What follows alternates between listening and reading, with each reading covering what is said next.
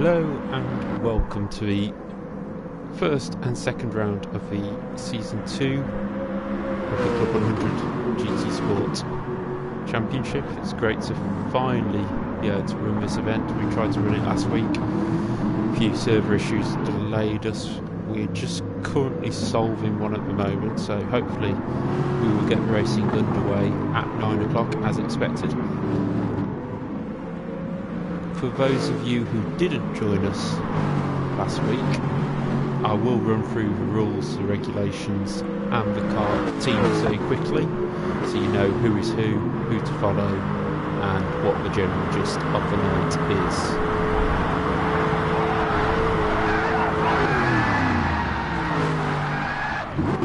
Currently just waiting for a few drivers to get into the... We've got everybody leaving the track at the moment, so just ignore sort of what's going on at the moment. It's just sorting out the lobby and making sure it's all working correctly, because we don't want a situation like last week. So at the moment this is just a final happening just to see if it works and etc, etc. So just ignore all that. It will happen. I believe it's just a practice at the moment. Hopefully somebody will message me and let me know. We'll skip to the stream just so you can watch. For some reason it's not actually letting me. I'm not sure. There we go. So we've got a few cars just having a practice start and run for a race so far, so just sort of ignore what's going on at the moment, as we've got a Aston Martin struggling to get off the line there actually. But we've got all the teams together. We'll first of all run through very quickly through the race order. Remember, this, what you're seeing on screen isn't just going to be utter chaos. We know what these drivers are like. So we're going to have one qualifying session of 10 minutes and then a 20-minute sprint race, which has no tyre wear and no fuel wear. Fuel usage. Apologies. Next up, we will be having after this race, where you have a 10-minute qualifying and a 20-minute race, we will have a 30-minute reverse grid race. So round 2 will be a reverse grid of the result of round 1. Keep up. Or I hope you're keeping up, should I say. The drivers are positioned into teams, and those teams will be have been working together to work out tyre wear, because in the second race we have a ×5 tyre wear. Still no fuel usage, but ×5 tyre wear, and that's up to 2 times from last season. I think it was at ×3. So ×5 tyre wear makes it much more difficult for drivers and will allow other people to maybe bring in the skills of tyre wear, keeping the tyres in the right area, etc. As it's a skill in racing, isn't it? It's great to see different skills being used during racing. People will not have the same names as last week. Sometimes on the timing screen, that's just because we're trying alternative accounts to not have any issues. So tonight is a sprint race at Blue Moon Infield A that you can see on the screen, and we have the Grand Prix circuit at the Nurburgring for the feature race. We will now go through the teams and drivers that are racing here tonight. There have been a few changes from last week, as you'll see as we go along. So starting with our reigning champion Ryan Sandell, who will be in the blue cars. I will just see if I can find him. He should be speaking of the devil. There he is, just parked out on the track at the moment. He will be in the number 1 car, champion of last year, with 3 wins, and looked like a dominant win in the end, but it certainly wasn't throughout the season. We will also have, I don't know why that's just come up, ignore that, in the team BB Racing with Ryan will be Eric Mignon, who took 2 9th places as his best results last year in season 1. 30th position in the championship. He was disappointed with that and will be expecting a little bit more to help his teammate out in the team's championship. In the green cars, if I can find one of them about, actually there's one of them, there's Jack Cameron Drayton, and he finished 7th in the championship last year with a best result of 6th. He will be teamed up in Team SR Down with the O-Plate champion Nathan Maximin. Now Nathan was running Ryan really close all season last year, and it just faltered near the end of the season for himself, but he still finished 2nd, took 2 wins on the way to that 2nd place, and then won the O-Plate final. Always looked comfortable in the go-karts actually, so it'd be good to see how he gets on the 2nd season. Going further along the pack, we have team, if I can find it, there we go, we've got somebody going around. We will start a final, just ignore them. They will be just trying to make sure everything works for now. Don't know where that keeps coming. We have Trevor Randall and Peter Harris in Team OGR. They'll be the red colours. You can see the Lightning McQueen livery on the grid now.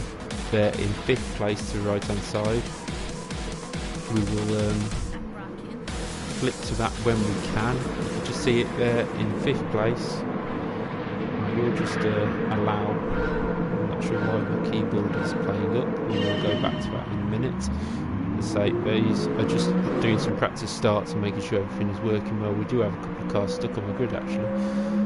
Not sure if they're stuck or having issues. Let's just have a look back. Oh, they got away in the end, I think. So that is good news. They have all got off the grid. There's the red livery of Peter Harris, Podolsky, the Iron Man of Club 100 as we know, and Trevor Randall is the 4-time Club 100 champion, so certainly some pedigree there for Team OGR. In Team Quadrant, the yellow cars, or yellow liveries cars, we will find, here we go, close look at one there with so I'm not sure why that keeps coming up. I will just have to back out and try the keyboard again, I think. No, just have to back out the lobby a sec. While these are still messing around, I can back out and get back in time. In Team Quadrant, named with the team that Lando Norris set up, is one of their drivers, Steve Brown, Super GT, he's known as, on YouTube with 468,000 followers. Oh, host has ended the game, so we'll be building a new lobby there. And a multiple race winner in Club 100 and lightweight champion, I believe. Alongside Steve will be Sam Dimlow. He finished 5th in last year's championship. Sorry, 8th in last year's championship with a best result of 5th. And he's the test driver for Club 100 and a Bill Art champion twice and was 3rd in the world one year. So that's, you know, a high level to be at. Now we move to a team that's had a bit of a change over last week, the South Coasters. Mark Riddelt will be racing for the team as expected, but he will have a new teammate in Alex Wilmot, who is a newbie to Club 100 and to this championship, and he is on a pad, I believe. I will run through who's on a pad and who's on a wheel later on. But Alex looking to get used to the Club 100 way of things, I think. He's done a Sprint 60 event back in August, I believe, and looking to race in Club 100 full time. and he will be replacing Rob Moore, who's unable to commit to the whole championship. Going to the Last and Furious team, who will be the team in white. I believe the Aston Martins are a white Red Bull livery. We have Callum Brewell, who was 6th in last year's championship, and Martin Robinson, who was 7th in last year's championship. So we've got a very strong lineup there, consistent lineup, who could score a huge amount of points towards the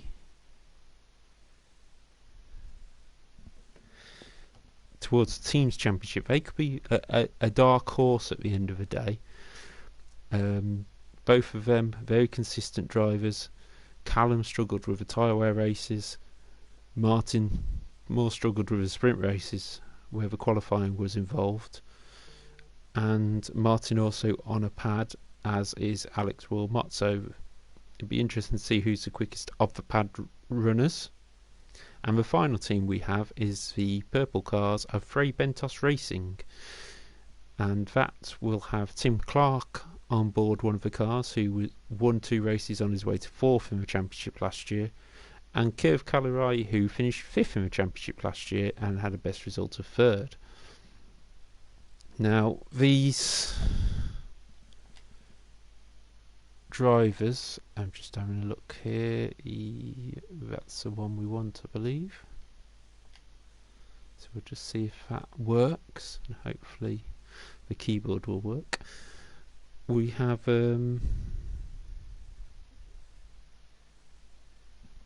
that's all the teams we were driving. Sorry, my commentary is slightly off at the moment. I'm still trying to work out which lobby we're going to be in. They're just changing hosts to try and make sure we can get everybody into the race. There seems to be a bit of a clash between a couple of drivers, and we're hoping that having Steve hosting it might just work. A new rule for season 2. I went through it last week, sorry. Getting very confused myself. Where the penalties cannot be carried to the end of the race. Drivers must get rid of their penalties before the end of the race, so they'll be looking to get rid of it straight away. Please ignore these people who are joining the room.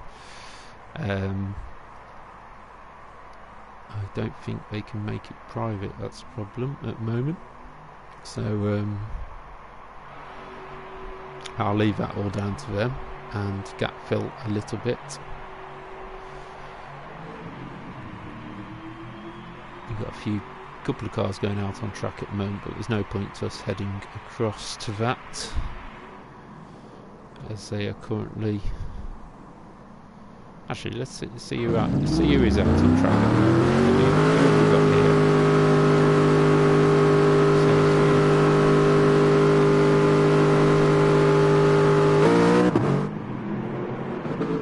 Not sure why the keyboard isn't working at the moment. I'll just try and reset that.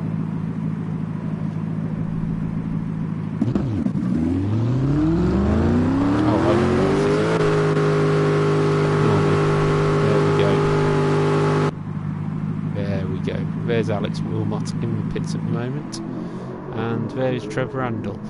So I'll try and run through any questions you have if you want to post them up on the stream. Oh, we're apparently going to have another lobby set up. I'm really sorry about this. We've had a few issues yet again.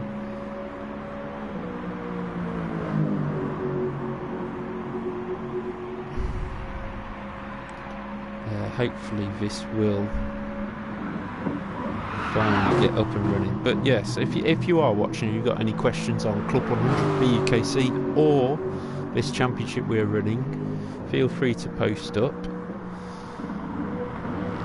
We're all just leaving the room at the moment, so I'll just leave myself and find out where I'm meant to be going. There we go, the host has just ended it, so I've got no choice.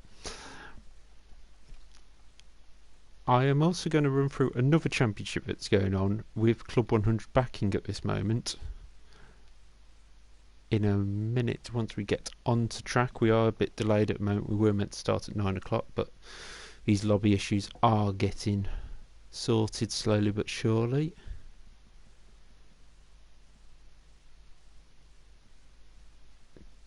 So if anybody wants to leave me a question, feel free in the live chat below. I do have that right in front of me so I can see your live questions.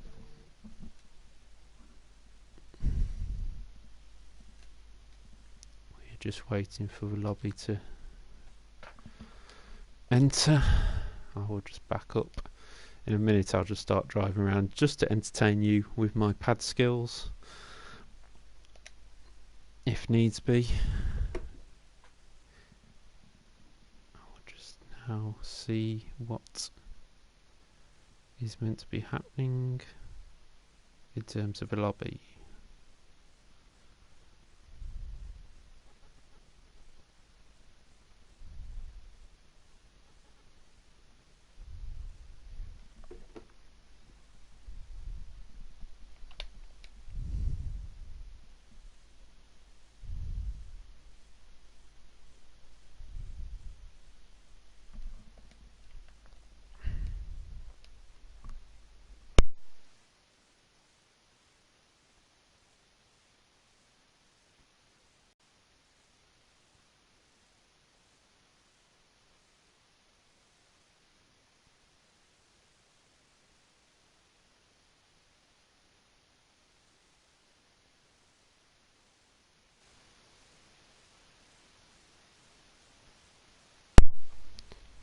Sorry about this, I just think I've got to add somebody to my friends list to get into the lobby.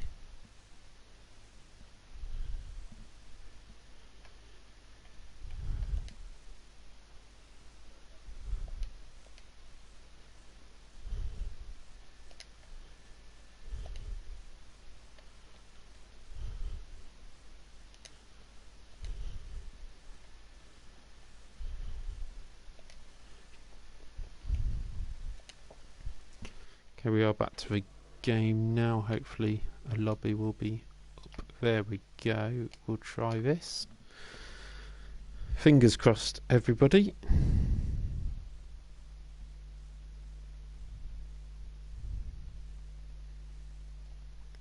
Because I'm not sure how much gap filling I can do for that amount of time again. Oh, that's a lovely Nissan in Club 100 livery. If anybody wants that, let me know. Some random people joining again. Fingers crossed we can.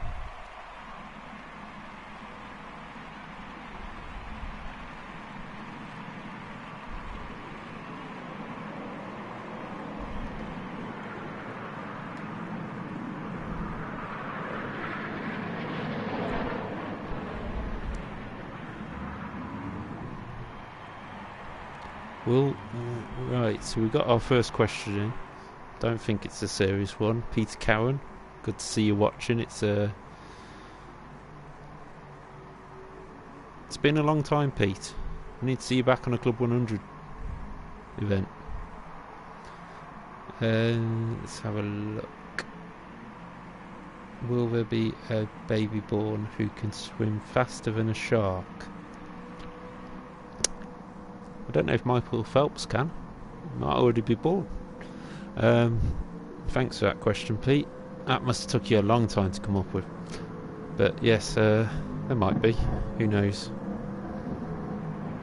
If they are, I'll definitely invest in them because I'll be winning the Olympics, I believe. So we've got a few cars out on track now before Pete comes up with another question. Thanks for tuning in, considering we haven't... I've been talking for now... How long tonight? Probably about 20 minutes tonight and an hour last week, and we still haven't had a race, which is quite impressive. Sadly, we can't go bird watching on this game either, so... now flip to track. There is the lovely white edition Red Bull livery of Callum Burrell. Heading onto the straight. I'm amazed ATV are watching at the moment, but that is great that you can join us. We will get some racing underway very shortly, hopefully, if the lobbies start playing ball. And we'll just set the keyboard up so that we can have everything on. So there we are, Callum Burrell with his yellow helmet. Seems to be a trend on Instagram at the moment, isn't it,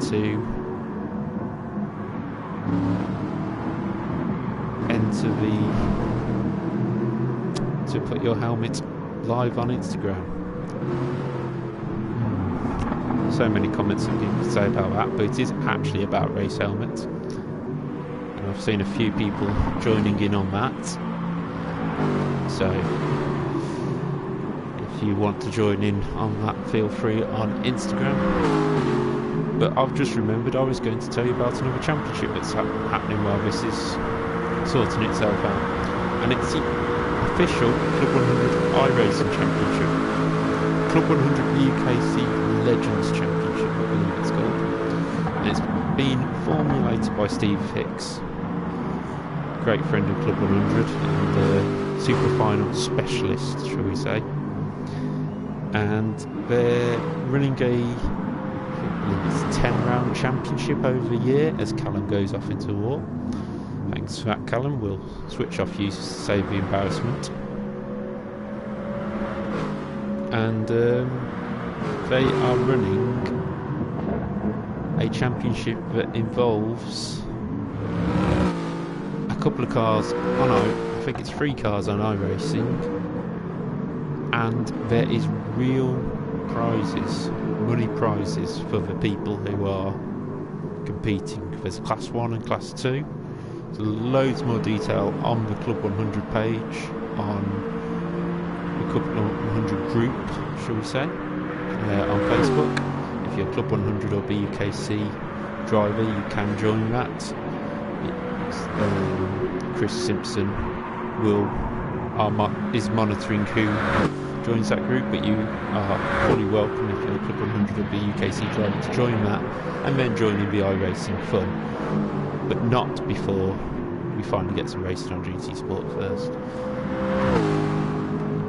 This iRacing Championship will go to a number of rounds. Listening to the chat about it, there's lots of people signing up already, so you will definitely want to get your entries in ASAP if you would like to compete in that.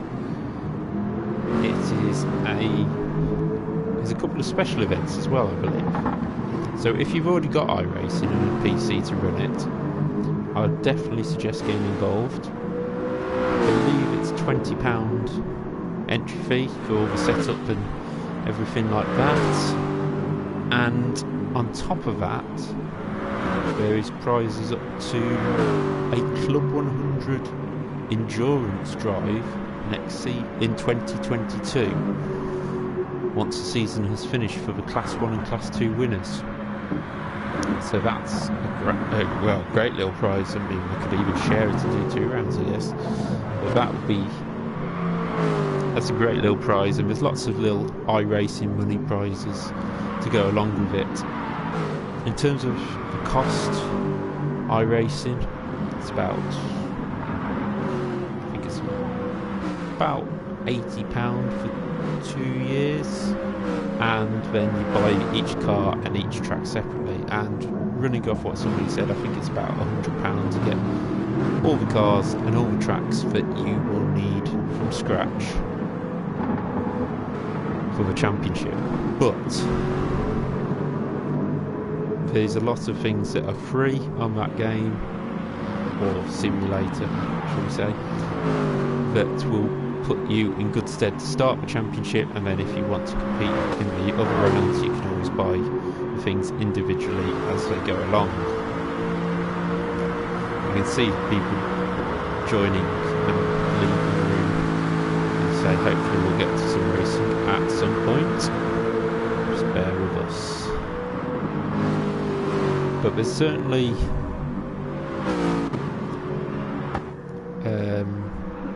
the iRacing thing is certainly something that's grabbed my attention.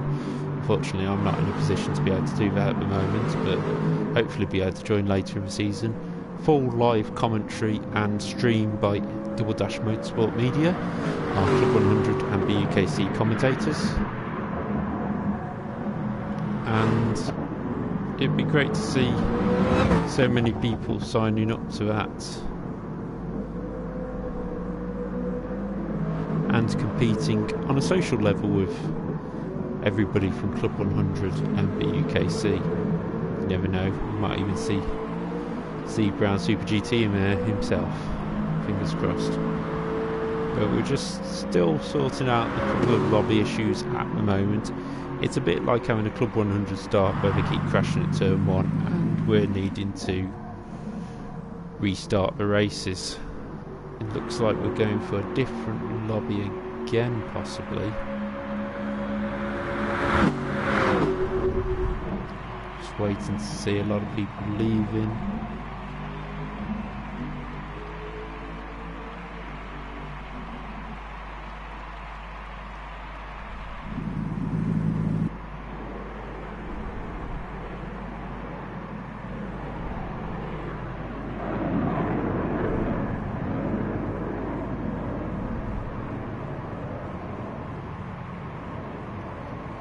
Feel free to comment.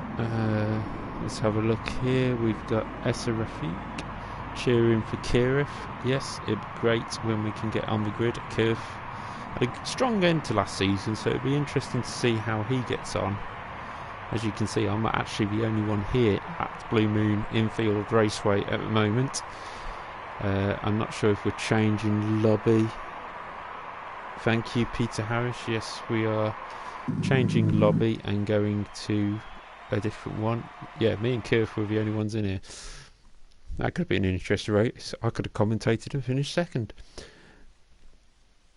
But we're just now trying to find, there we go, Ryan Sandel's lobby.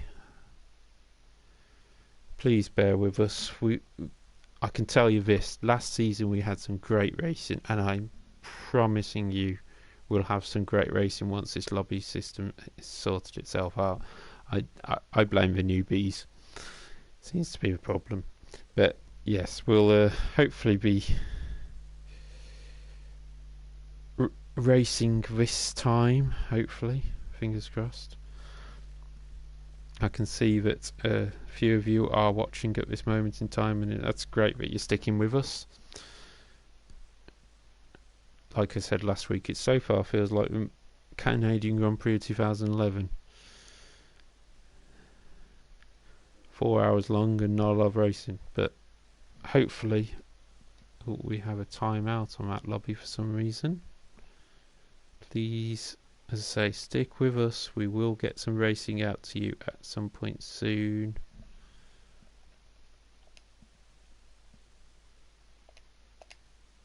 Just trying to join now. Hopefully it won't time out. Donator Jensen Button for a win. Sadly, we haven't got Jensen in the stream today. I'm hoping that will change and we'll be able to get Jensen on board at some point. But sadly, he hasn't raced in a Club 100 event that I know of, so we would have to turn him down.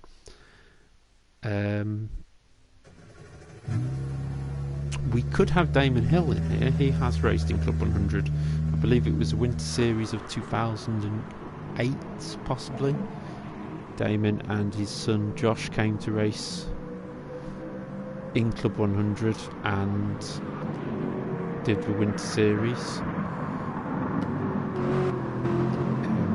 Okay, we're back on the stream for now. Hopefully this is going to work. So Donator says rejected. Okay, Kirif. Some massive fans of Kirif in this race. So hopefully hopefully Kirif will do well for them. You're currently watching your reigning champion Ryan Sandell, who's currently hosting this room. Hopefully this one will work. Fingers are crossed. going back to the history of Club 100, we've got, let's say, Damon and Josh Hill raced in, let's say, Winter Series in 2008. I believe also Jack Aitken, the Williams test driver and reserve driver, did a race last year at Bahrain. He raced against our very own Jay Elliott, who should be in this lobby somewhere. I will just try and find him. There's Alex Wilmot. There we are, Jay. Oh, we've lost it just as I find him. Apologies for this. I am, trying to gap fill as quickly as I can. For some reason we're still having issues with the lobbies, and I'm hoping this will get sorted because I want to see some great racing.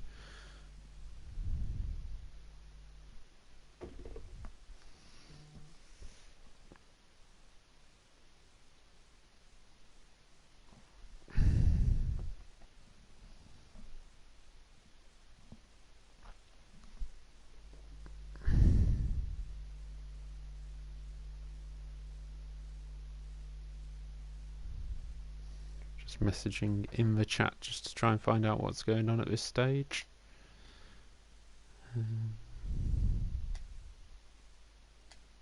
See if there's no lobbies set up at the moment.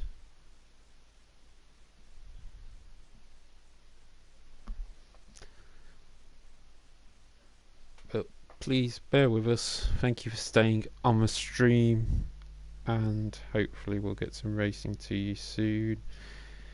Yes, you are right. GT Sport is not behaving at all. To be honest, it does seem to be a clash between 2 or 3 of our drivers maximum. It's not... I don't know whether it's a full GT Sport issue or it's something that's... GT Sport have got an internet connections clashing and not letting the drivers race each other. Hopefully we will have something soon. There we go, Sam Dimolo now hosting another room. We will try that. But thank you so much for sticking with us. I don't want to be talking to myself by the end of the night. 2 nights of gap filling might take me to the edge. Yes, Nathan, no is definitely the comment we're thinking of at this moment in time. If you've got any more questions, please feel free to leave them in the chat, and we'll see what will happen in this lobby as the cars head out onto track. And there's our newbie, Alex Wilmot, who is joined the championship in place of Rob Moore in Team South Coasters, sorry, not Seasiders. I will get these team names right soon. But Alex, new to Club 100 and new to this championship, one of our free pack users at the moment in the championship. There's Alex, Trevor Randall and Martin Robinson. And in the first race it probably shouldn't make too much of a difference, but obviously with the tyre wear, when you're sharply turning on a controller compared to a wheel, it's going to wear the tyres a little bit more, and the physics will just make it that much harder to control any slides or anything. But hopefully Alex will get up to speed quickly. He hasn't had much time testing. He was going to sit there as a reserve driver, but obviously this space has come up and Jay Elliott is unable to compete for the whole season. Not that any of us have started competing just yet.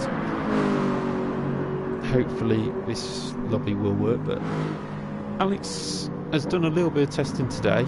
We spoke to him earlier in the chat and he said he managed 11.9, which would have put him about 10th on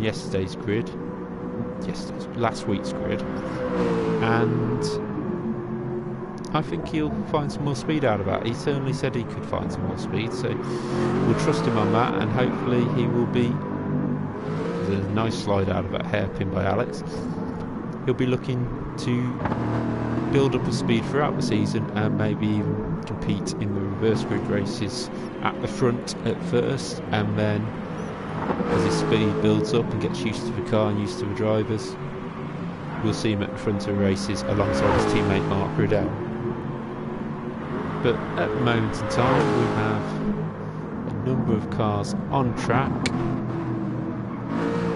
As you can see, we're just looking at some of the liveries. There's Trevor Randall, our 4 times Club 100 champion in 4 different classes as well: lightweights, heavyweights, heavyweight clubman and super heavyweights.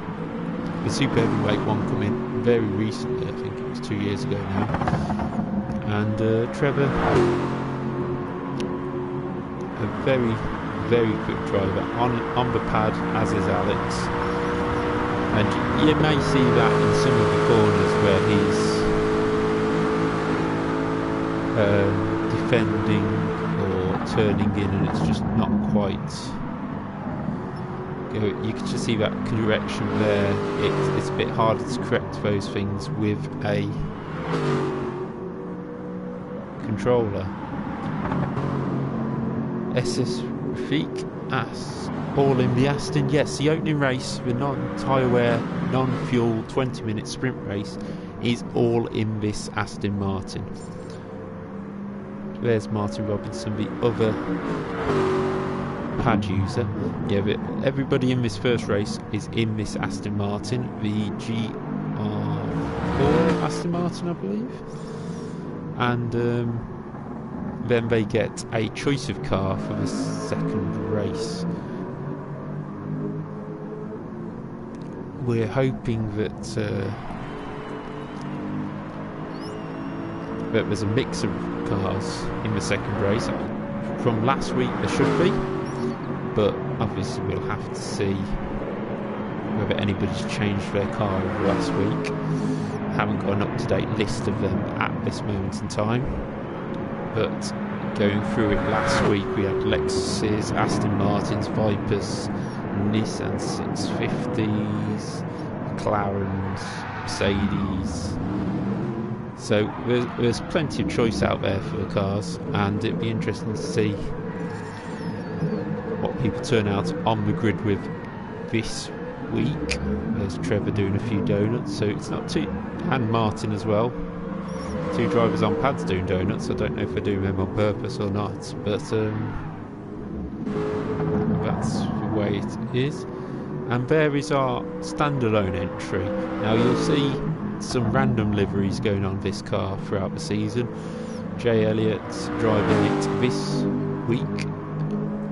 He can't commit to the whole championship, but you never know. If the rounds fall right, he might be able to do the rest of the season, but he will not have a teammate.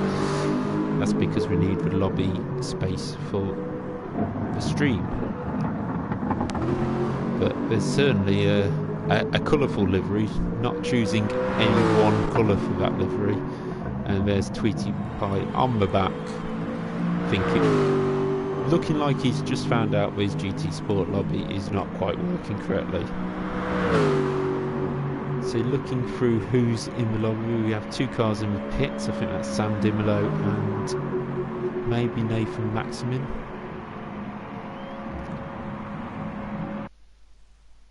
As we now cut back to a practice qualifying endurance race. Just waiting to see what will happen now.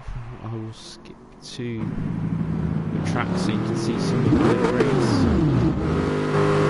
There.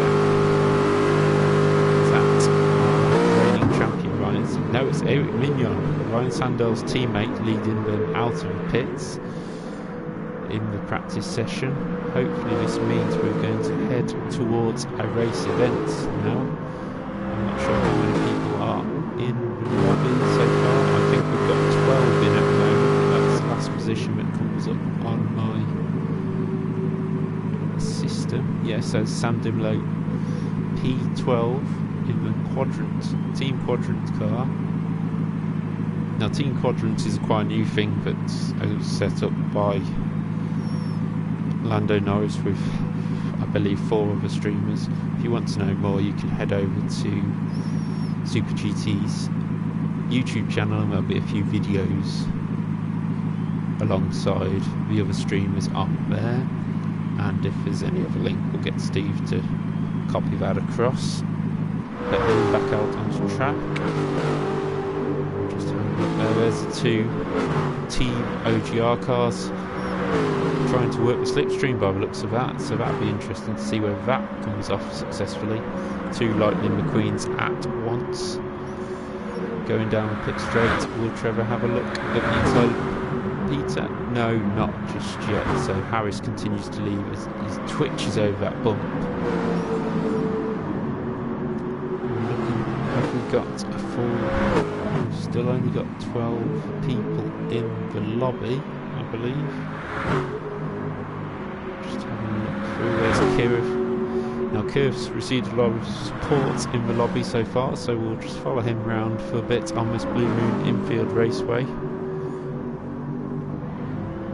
Just seeing what... Yeah, it sounds like they're about to start.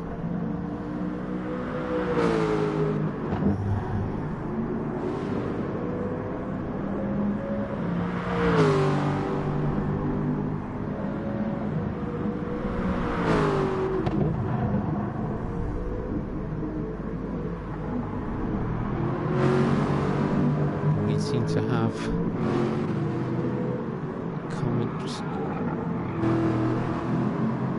Chris, that your livery? I believe that's probably talking to somebody in the chat, but yes, that's beautiful Frey Bentos Aston Martin Jaguar stroke livery. It reminds me of a Jaguar livery from the late 80s, early 90s when world sports cars really took off, and I believe Martin Brundle probably drove that car at some point as well. So I'm just hearing that we might be getting going anytime soon, but with two drivers off the grid possibly.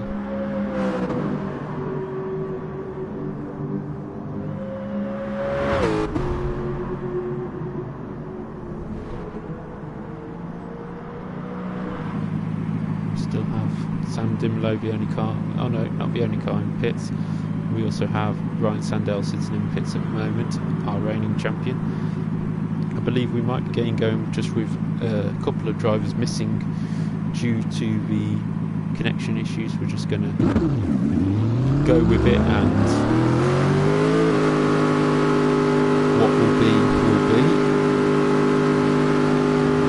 But we currently have Nathan Maximin, second in the championship, O-Plate winner last season,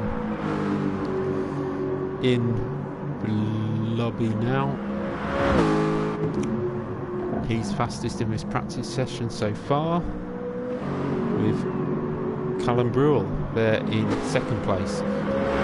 Callum will be hoping to use some of that pace, as I believe that's Sam Dimlow just coming out of pits. Yes, that's Sam Dimlow. But I seem to have 13 drivers, so we're two missing, as the two Lightning McQueen cars run side by side. Peter Harris now letting Trevor Randall take the strain of the wind on the straight. But we will be getting this championship up and running anytime soon, hopefully. Just waiting to hear from Sam that we're starting. All the cars that are currently in the lobby are out on track for this practice session. Very disjointed. We are running half an hour late for now, but thank you for sticking with us, and if you've got any questions about the championship or Club 100, feel free to post them. I will try my very best to answer them, and even about the iRacing championship, if I can answer them I will, and we'll see what we can, and if not I'll put you in the right direction at least. Steve Hicks is probably the best person to talk to about it, but I will try my best to answer any questions, as we see all the cars out there practicing at this moment in time.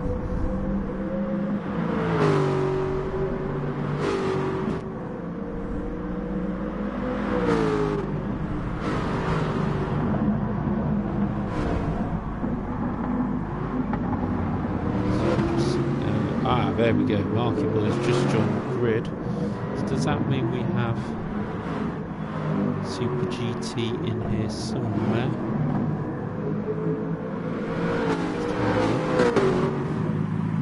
There is Sam Dimolo. There is Alex Wilmot in pits. There's still Sam Dimolo.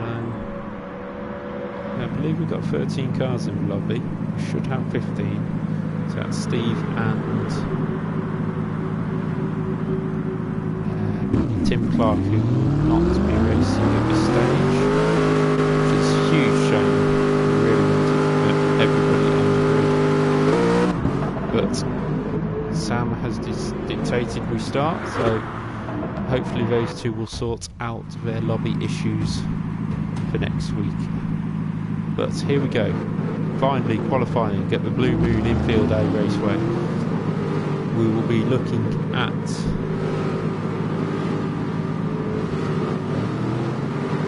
qualifying. Oh no, we have got Super GT in here, so there's me telling fibs. So we should have, we've got 13 cars, no 14 cars, yeah that's correct. So we only have Tim Clark missing. So just to run you through this, I believe a message has said that Tim will be replaced by Jay Elliott in the team, but until that's confirmed I wouldn't want to jump on that. So there we are, Steve Brown. We're going to ride with him for the opening lap. There we go, onboard camera with Steve Brown. Bring up his data so you can see what he is doing throughout the lap. He's right behind Trevor Randall at this moment, but he will go up onto a banking and we'll run you through a lap of the Blue Moon Infield A Raceway. This format of the track, just taking in this one banked corner here, so he will build up the speed through the banked corner and onto the start finish straight. This is where the drivers will run it out up to the wall and try and get the best entry to turn 1, moving up into 6th gear, 152 miles an hour, 153, maybe hitting 156 in the slipstream, running out wide, trying not to hit Trevor, gets a good run through there, up back onto the banking for a very small amount of time, drops it down into 4th gear for this corner, turn 2, into turn 3 flat, and knocks it down to 3rd for turn 4. Uses a bit of a curve, runs it out wide, and then there's a long turn 5 to the left into a hairpin right for turn 6. Tricky braking area, very easy to go deep, as we've just seen Mark Ridout do there, I believe. Into turn 7 and 8, this double apex left-hander, out onto this straight, which it goes into a 90 left, back onto a banking, and into turn 10, which is the banked corner where the speed builds and the slipstream starts to build, as well as we hit onto the start line and the times are starting to come in. You can see the slipstream working. Trevor Randall moves out so that Steve's not getting all the slipstream, and we'll put up the race information so you can see what sort of times are being set, and you were just riding on board with the provisional pole position of Steve Brown. That was a great opening lap, just only slightly 42 thousandths quicker than reigning champion Ryan Sandell, who's picking up the slipstream from Eric Mignon, his teammate. So teams working together there. Certainly that looks more planned than it is. Close behind we have Callum Brewell in the white Aston Martin,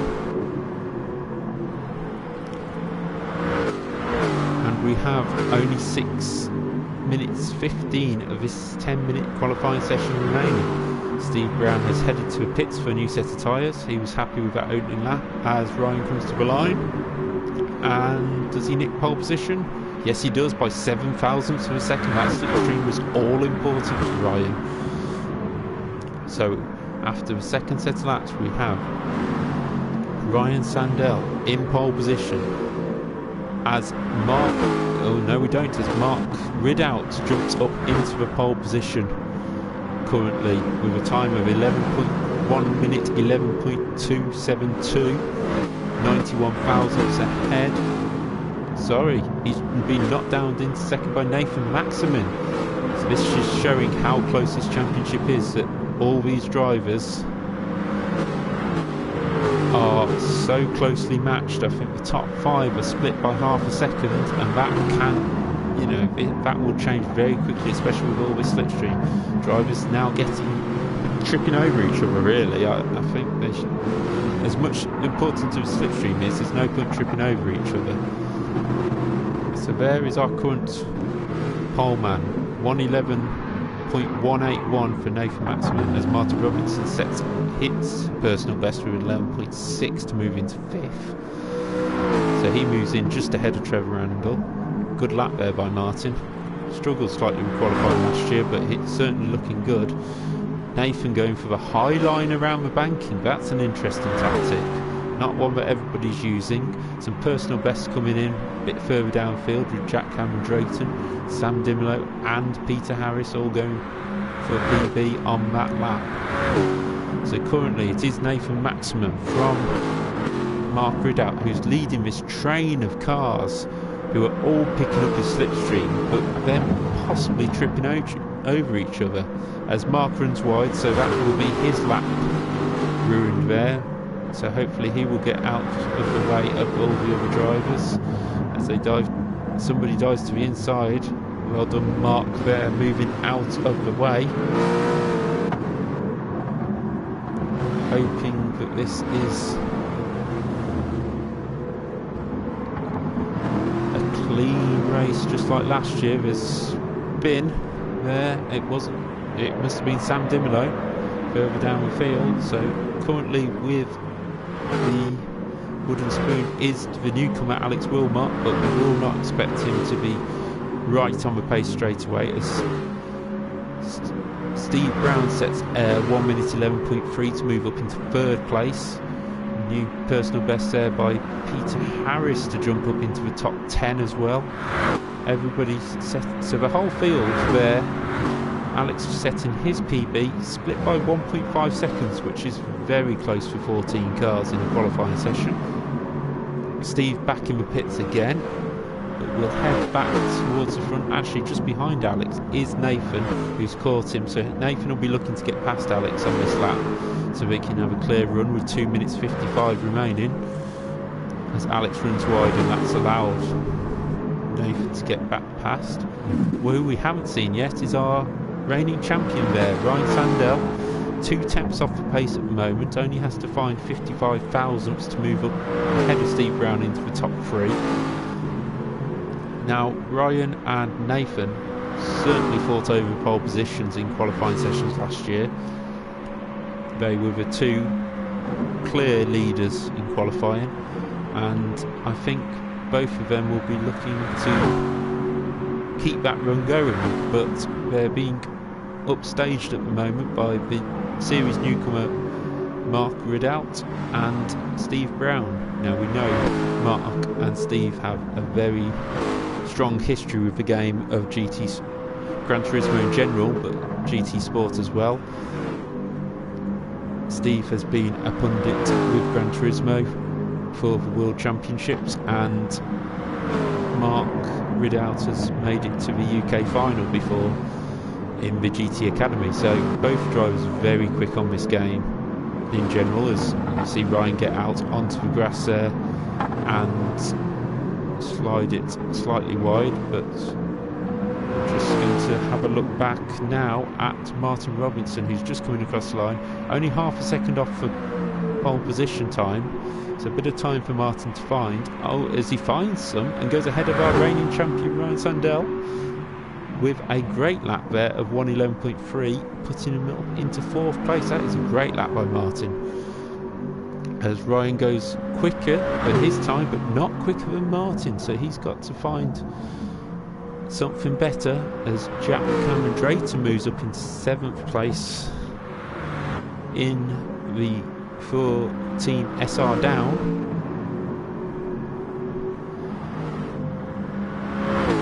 We've got a few more PBs coming in. There is Sam Dimolo with a 1:11.9, and back just to see what the whole grid's still split by 1.5 seconds, as we have 35 seconds remaining. Drivers going on to their laps now will be... Actually, I'm not sure whether anybody will get another lap in. We've got... Just having a look through the field. Oh, there's a spin there for Steve Brown. His qualifying session is over.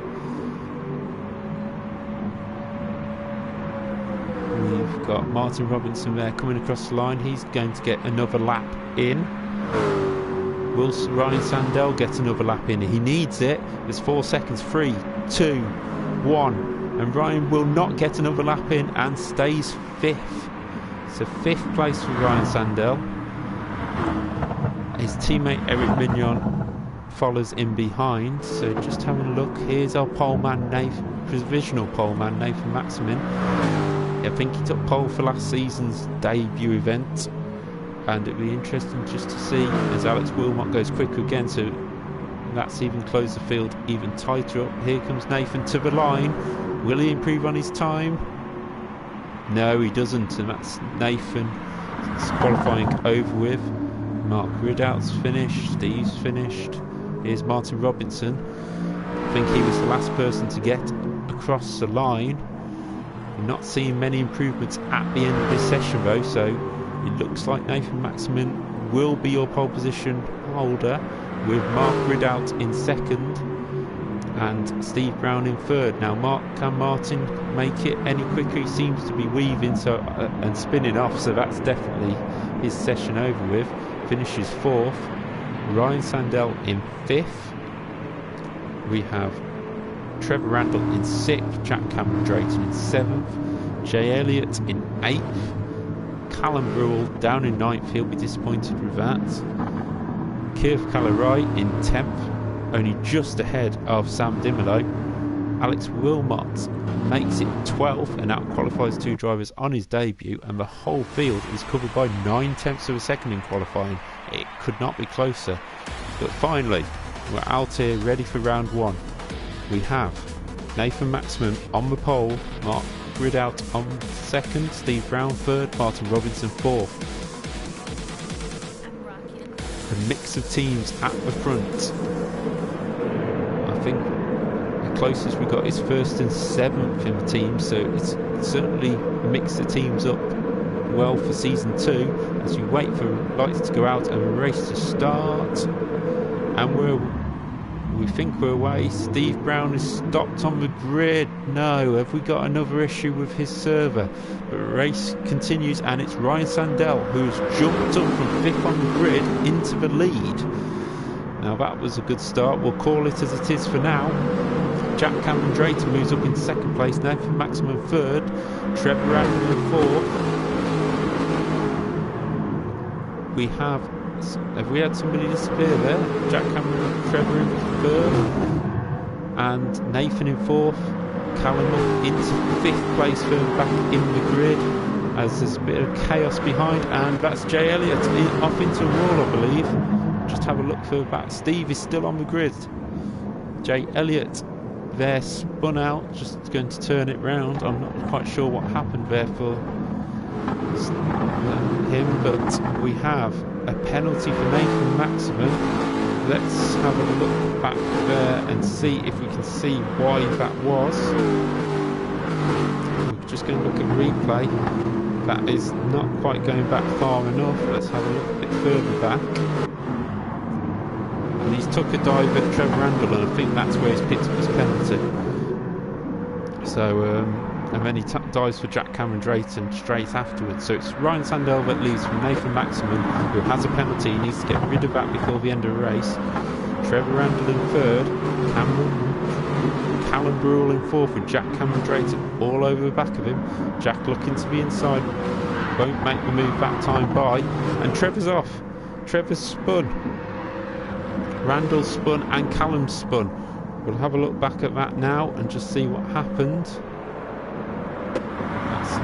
That's with Callum Brewell. We want Trevor Randall. Oh, we seem to be having a restart, I think, because a lot of drivers spinning off. So Apologies, I think we have another issue with the lobby. That has stopped.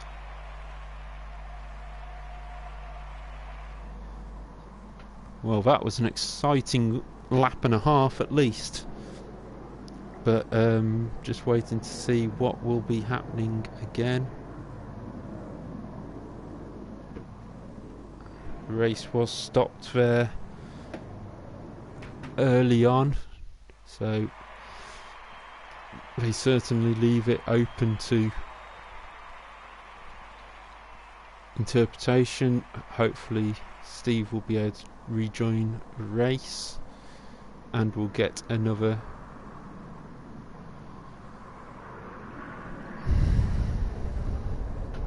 restart going.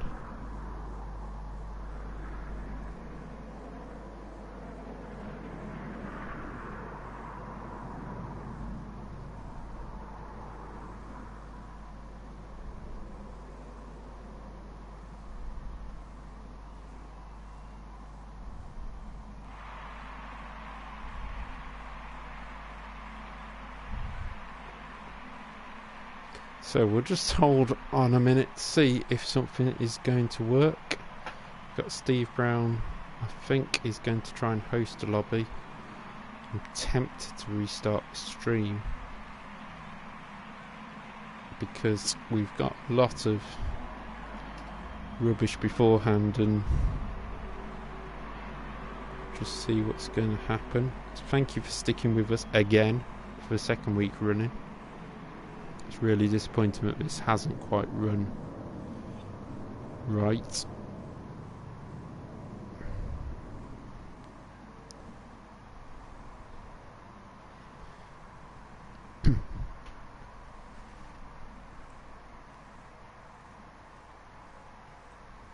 So we're going to head across and hopefully a different lobby host will come up with a different answer, but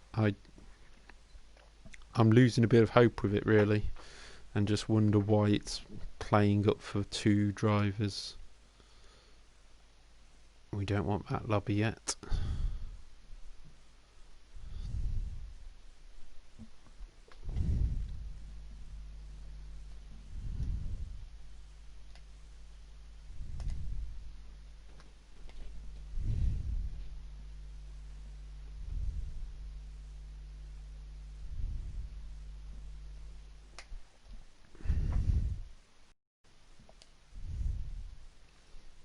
Waiting to see if a lobby appears. Hopefully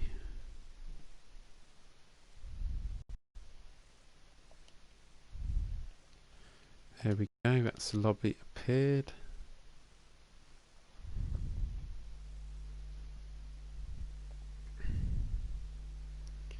Fingers crossed we can get a race underway. We're trying our best, but GT Sport is not playing ball at the moment, and hopefully we can get this sorted before next week. It's a little embarrassing really that the GT Sport lobbies are not allowing us to host this event properly.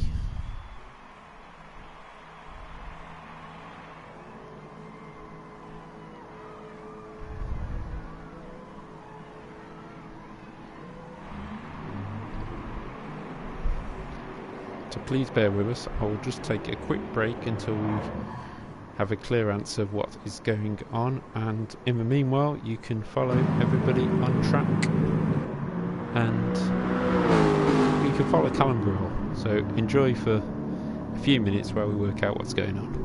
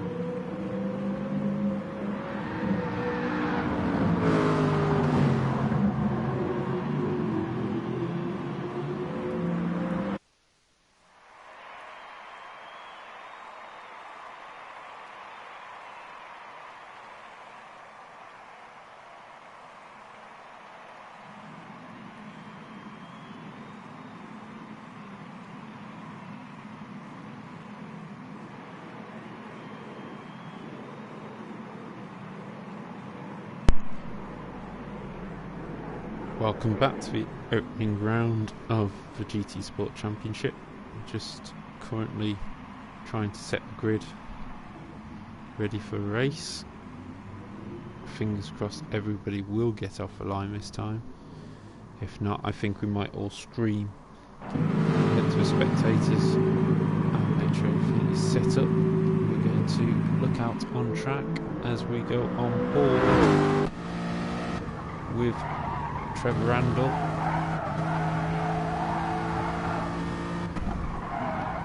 He's just practicing what everything is getting sorted. Hopefully we will get a race underway tonight. I'm still not holding out much hope, I'm afraid, which is really disappointing on the GT Sport side of things. Thank you for sticking with us. We are trying our best to get this event underway.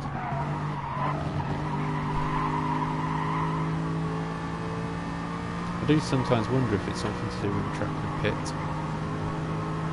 Bit of sarcasm there by Jack Cameron Drayton about it being a phenomenal race. Just currently looking for everybody to join the lobby and we can get the grid up and running.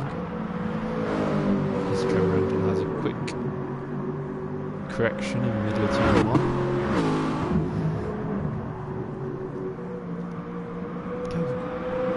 So Steve has just let us know the grid is now set, so hopefully we're going to get away with a 5th attempt at race 1 of this championship. Hopefully we will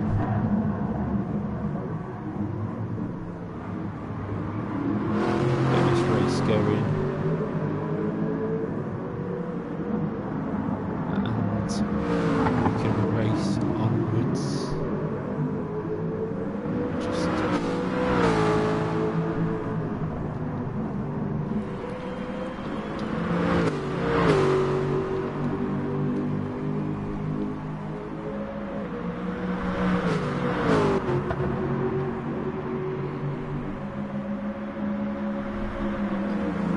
Waiting for everybody to leave the pit lane, and hopefully we've just got a few cars still in the pits. And hopefully once they've gone past sector 1 it will register that they're in the game, and everyone will now park up after sector 1. And to be honest, it might make a lovely picture at the moment, so we'll see how we get on. But thank you for sticking with us with this live stream of the unofficial Club 100 GT Sport Championship. I'm hoping this is going to be the start of the race. But everyone will be pulling up in a minute. There's Sam Limlow causing chaos like he does with his testing. I'm only kidding on that, Sam. You do a great job. And you've done a great job trying to organise this championship for season 2. A few donuts happening after sector 1.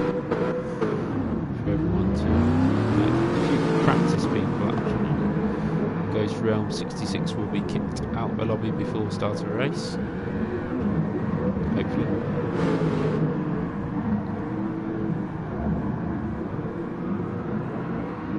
Kev Cart says we're getting there. Yes, fingers crossed we are getting there. We will have a race start in a minute. Hopefully we can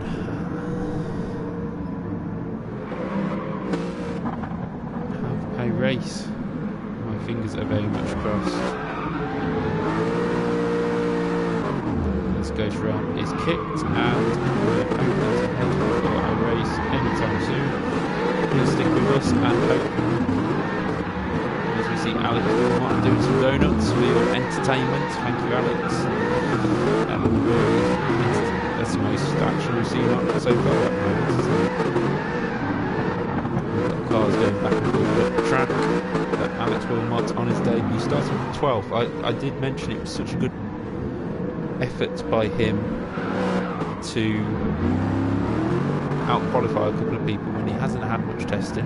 He is on a pad as well, so to get up into 12th place is a great option by him. I think the whole qualifying session was split by a second, 9/10 of a second even, and that's a really close grid for 14 cars. Around, okay, not the longest circuit, but certainly a circuit that's going to provide us some action as everybody's just continuing to head round the track. I'm not sure why that is, but just hoping to get this race started anytime soon. Just see if everybody's... There we go. Steve Brown has just started the final. So we are going to be heading to the opening round again of the Club 100 Season 2 Championship on GT Sport.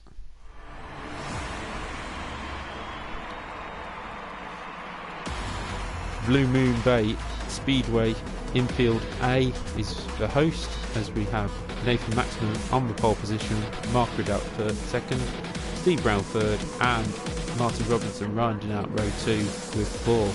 Reigning champion Ryan Sandell in fifth, as we wait for the lights to go, and we will be underway anytime soon. There we go, and everybody's off the grid. Well, hey, we've got a race. And it's a great start by Nathan Maxman. Steve Brown in second place, Mark Ridout just being left behind slightly in third.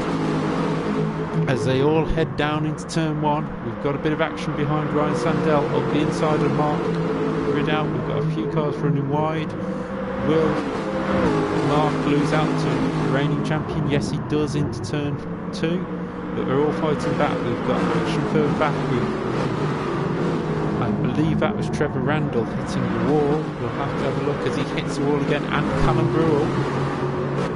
But we'll just have a look back there and see later on if there's any action, as we see Alex Wilmot going for the inside of Trevor Randall. That's a great move, but even better move by Peter Harris, who moves up the inside of both of them and up into 8th place after starting last on the grid, or second to last on the grid. It's a great start by Peter Harris. Just have a look back at that, see if we caught it on the replay. He just dives to the inside and passes his teammate and the newcomer Alex Wilmot. But we'll head back to the front as Nathan Maxman and Steve Brown are going side by side towards turn 1. Trevor Randall has left the room, it looks like, so we're down to 13, I believe, as Nathan defends into turn 1. Now this is going to be a strong battle. Steve's to the inside. Will he make that stick into turn 2? Nathan tries to go around the outside and holds on, but it clips the grass, and that little wiggle has done enough to let Steve Brown through.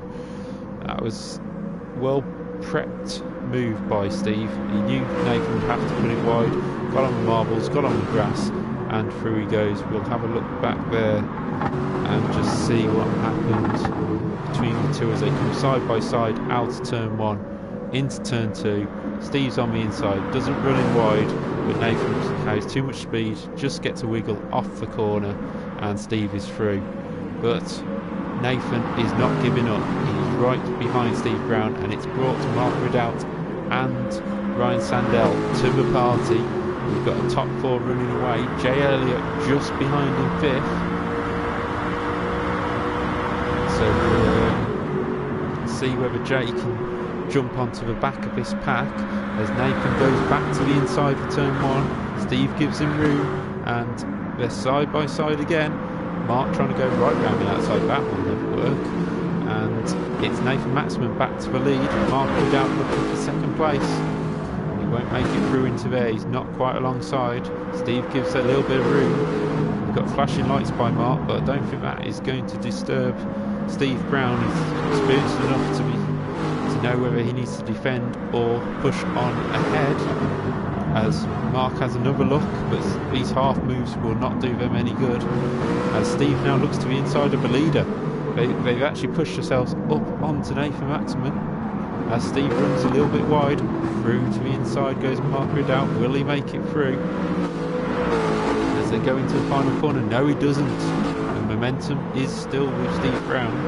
We've got reigning champion Ryan Sandell just behind, 4/10 of a second penalty there for him to get rid of by the end of the race. But he chooses to slipstream with Mark Ridout, not Steve Brown, as the two will go side by side into turn 1. Steve Brown is still just about ahead. As we go on board with Stephen, there is Mark going up the inside into turn 1. Will Steve take another look into turn 2? No, he won't. And this battle will continue for a long time, I believe. These two are quite closely matched on outright speed. We're now looking at 5th place Jay Elliott. He's had a great start to the race. Moved up a couple of positions off the start.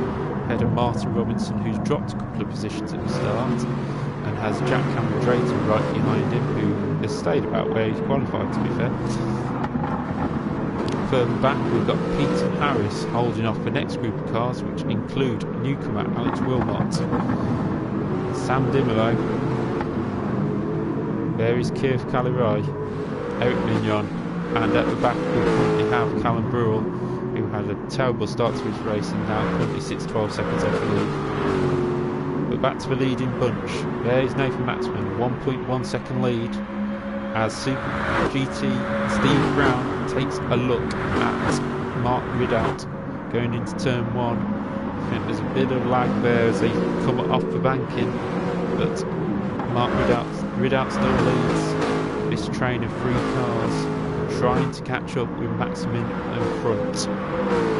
We've got just under 15 minutes of this race remaining, which means 5 minutes gone. This is a 20-minute sprint race. Hazard lights going on Ridout's car. I believe it's probably just press the wrong button, but he keeps it tight to make sure Steve cannot look at the inside, and I have to believe that Ryan is just sitting there quietly, just wanting to let the race calm down, get rid of his penalty, and work together to make sure Nathan doesn't disappear into the distance. We look further back, we have Alex Wilmot, who has got past Peter Harris. Actually, Peter Harris has disappeared back to the back of the pack. I'm not sure what's happened there. Did we catch it on a replay? No, he was already at the back, so I presume he's lost it in the first sector somewhere. So that's unfortunate for Peter after such a good start to the race. Back to the front, the lead is stretching for Maximin. He's showing his pace early on in this race and trying to set down a marker for the season ahead, the O-Plate winner of season 1. Currently, the rest of the field are pretty much just keeping each other honest. There isn't a massive change in position at this moment in time. Looking back at the second place battle, there is Ridout with Brown and Sandell still behind. To admit, I think Sandell's holding back slightly at the moment. He looks like he's not sliding the car or anything. It doesn't look like he's pushing too hard, but there is a bit of a gap forming from Ridout to Brown. So is Brown just sizing everything up here? The gap to the leader is 1.1. Ridout has just set a good lap himself, probably a personal best there to close the gap down to a second to the leader, but 4 tenths back to Steve Brown, so he is stretching that gap out. That back at 5th place back as Robinson goes to the inside of Elliott. Has Elliott made a mistake there? Saw the two were close together. We will have a look back there and see if that's not further enough back. We'll look further back on the replay and see. Yes, Elliott just runs wide, catches a wall, and up the inside goes Robinson into 5th place. Very sensible move there by Robinson, just letting Elliott make the mistake as the two continue to battle. Elliott back on the rear of Robinson. These two almost 5 seconds off the front group now, and have Cameron Drayton closing up close behind as they go out onto the banking for the 7th time, as Robinson cuts to the inside to try and drop the slipstream. Further back we have Keith Calirai, who's moved up into the top 10, and Callum Brewell ahead of newcomer Alex Wilmot. These two trying to work together. They were so close in last year's championship, but they're so equal on speed, Burrell and Calirai, that it'd be interesting to see whether they want to work together even though they're not in the same team. Great cut back there by Burrell. Will Burrell make it through? Yes, he will. What a great cut back that was. We'll have a look back, but he's ran wide and he's off the track.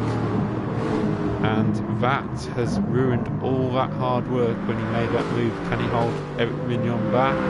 Just about. We'll have a look back at that as Burrell made a lovely cutback on Curve Calirai, then just carried far too much speed into the next corner, just ran wide, caught the grass, and that was the end of that.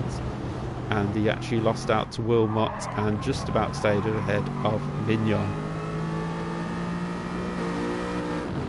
But on board with Callum, who's actually lost out to Mignon now. While we weren't looking, maybe that's happened in the hairpins. Yes, he was already through by the time we got to that final corner. But we'll look further ahead. The battle for 5th place still rages on between Robinson and Mignon, but we've missed Steve Brown getting past Mark Ridout, and Mark has actually dropped. Oh, and Mark's off the track. There goes Mark Ridout off the track. We'll try and catch what happened there to him. You can see him going through turn 2 and turn 3, down into turn 4. Does he just snatch a break? Yes, he just snatches a break and around he goes. A dramatic looking crash, but he will get back going again with the damage just to the front of the car there. There is Mark Ridout down into 7th place, just ahead of Sam Dimolo. So now Maxman leads with a gap of almost 2 seconds over Steve Brown, who in turn has a 1.1 second lead over our reigning champion Ryan Sandell. The closest battle on track currently in the lead pack is this one between Robinson and Jay Elliott for 4th place, but those two are just working together slightly at the moment. We've got Jack Cameron still just a bit further back, so 1.7 seconds back from the pack of the two battling for 4th place. Be interesting to see whether he can close the gap in the next 8 minutes that are remaining. Ridout will also be looking to close that gap up. He is in a different team to, even though the liveries look quite similar, he is teammate to the newcomer Alex Wilmot, so still good points for the team and good points for the championship with 7th place. This is a very competitive championship, and to keep going and keep scoring the points even after a mistake will be all important come the end of the year. There is Dimolo running in a lonely 8th place for now, with Kirk Calirai, who was being hotly supported in the chat earlier on. He is running in 9th place at the moment, with a top 10 currently for the newcomer Alex Wilmot. Now, as I said before, Alex didn't have a huge amount of testing, so like the other guys, so it's a great job for him to get into the top 10. It's probably his target after qualifying, and he's ahead of Callum Burrell, Eric Mignon, and there is Peter Harris still closing the gap to the field after his mistake earlier that we did not catch, but hopefully he will be able to get back onto the path in the next 7 minutes. But we now have a battle for 2nd place between Steve Brown and Ryan Sandell. The two are now very close together. I told you before, Sandell was just sitting there waiting. With Ridout gone, he can now see 2nd place on the horizon. And Sandell's championship last year was built on getting the best result possible when he didn't win, and most of the time it was 2nd place. As Steve Brown now defends down into turn 1, we'll go on board with Sandell, who's looking left and right around Steve Brown, but trying not to more distract him at the moment rather than try and catch the leaders, because Maximin is gone in the distance. You can see up going under the bridge,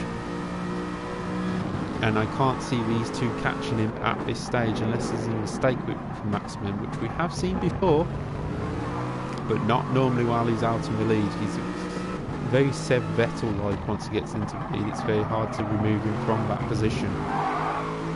As Sandell catches the curb there, slides out, just gives Brown a little bit of breathing space. And there's Martin Robinson in 4th place. Jay Elliott close behind. Those two drivers slightly gapped here, but there is the leaders in front. They're still not that far off the pace. We'll see how Ridout's recovery drive is going. He's currently 4 seconds off Cameron Drayton.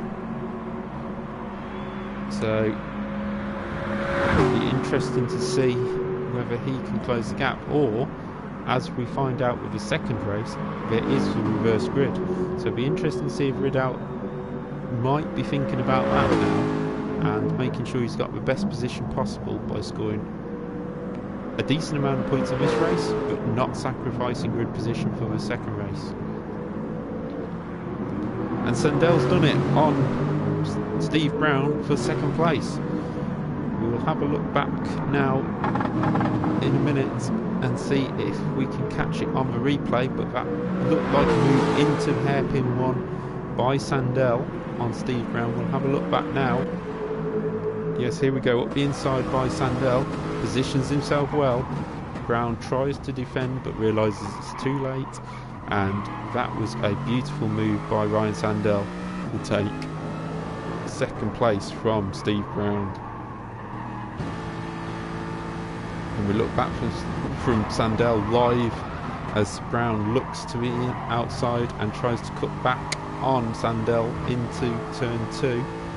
Will he do it here? It looks like he might. No, he backs out of it, but Sandell runs wide, and that has let Steve Brown straight back through. That was disappointing for Sandell. He worked so hard to get second place and then just threw it away half a lap later.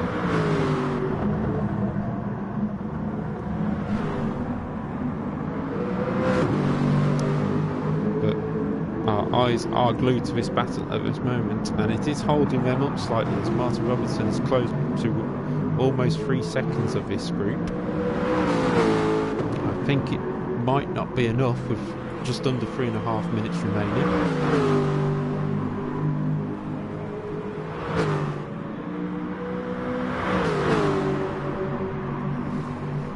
See our front three on the pit straight all together.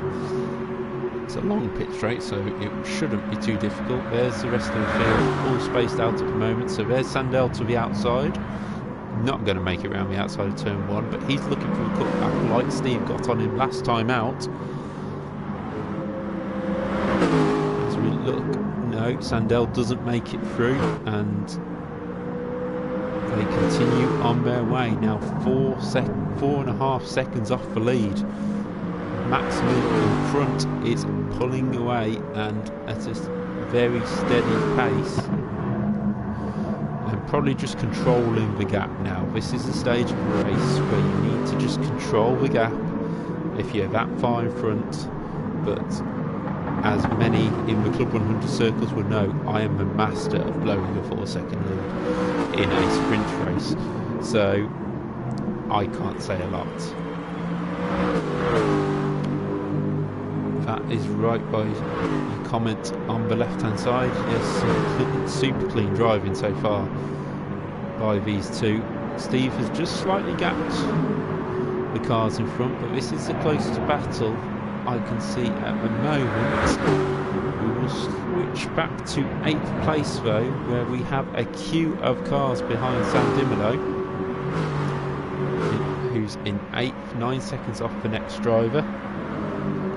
We've got Sam Dimolo, Kirv Kalirai, Callum Brewell there, and just behind we have Eric Mignon and Alec Wilmot fighting for 11th places. Mignon goes to the inside, and that was a very strong move, and Wilmot cuts back. Mignon runs out wide and Wilmot will retake the position.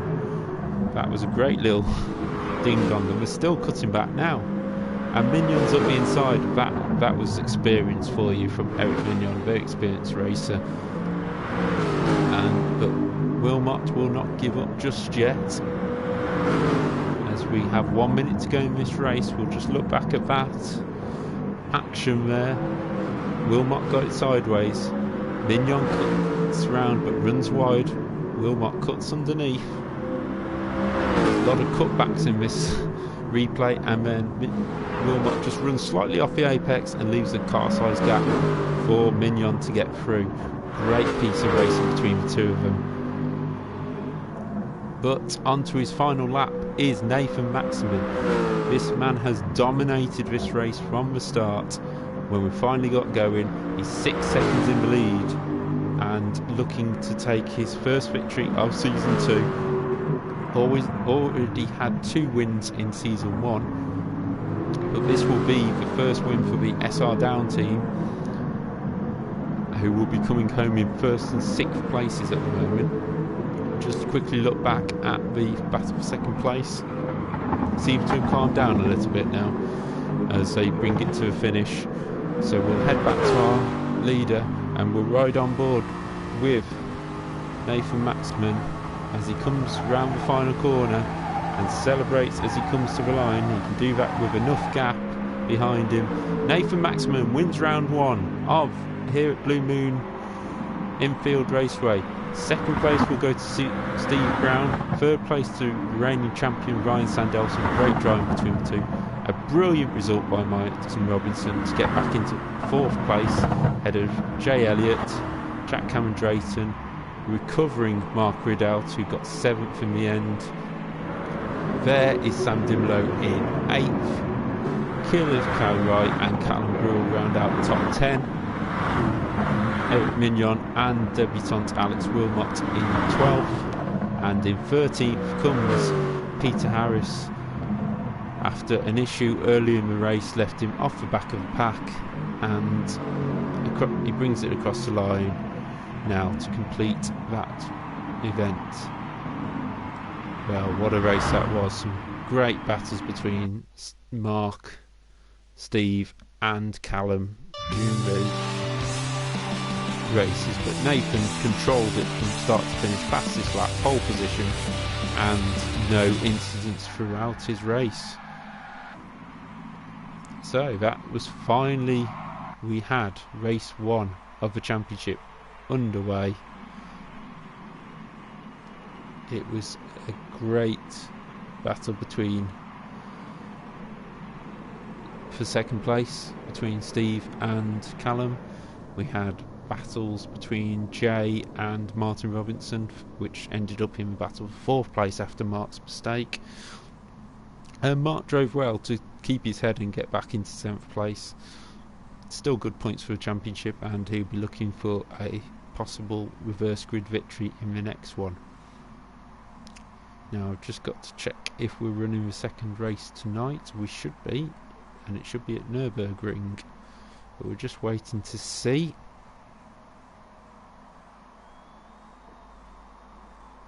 Just see what the result is.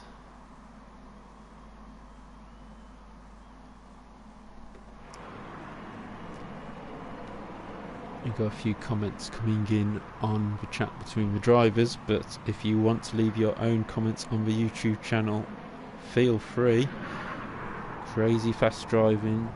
Yes, it was crazy fast driving and clean driving in the hole between those 3 at the front that we saw.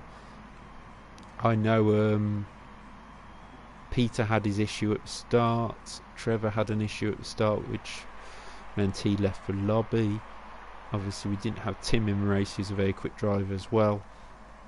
So this just shows how close the championship really is, and we will be heading to the Nurburgring soon enough for the reverse grid race, where everybody gets to use their choice of GR3 car. So there'll be a 5-minute break now, just while we set up the next race.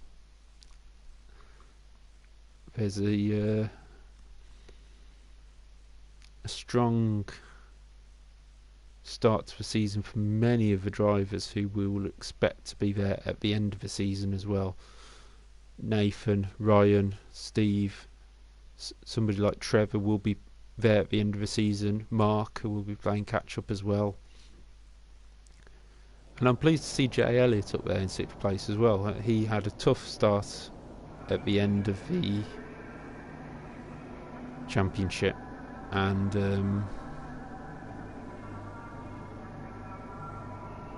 especially with the Dodge Viper last year he was driving, and he was struggling with that. So Jay was right on for a good result there. Yes, Curve Kart says Nathan checking out. He certainly did check out, and he disappeared into the distance. So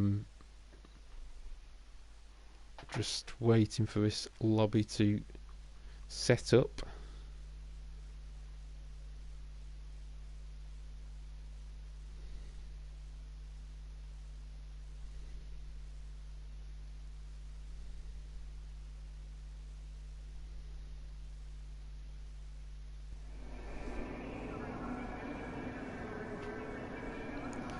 A message by Mark saying we were battling for second and Nathan was disappearing, so I got frustrated and overdrove. Yeah, that can be the issue, especially with a game where you haven't got the senses of what's happening around.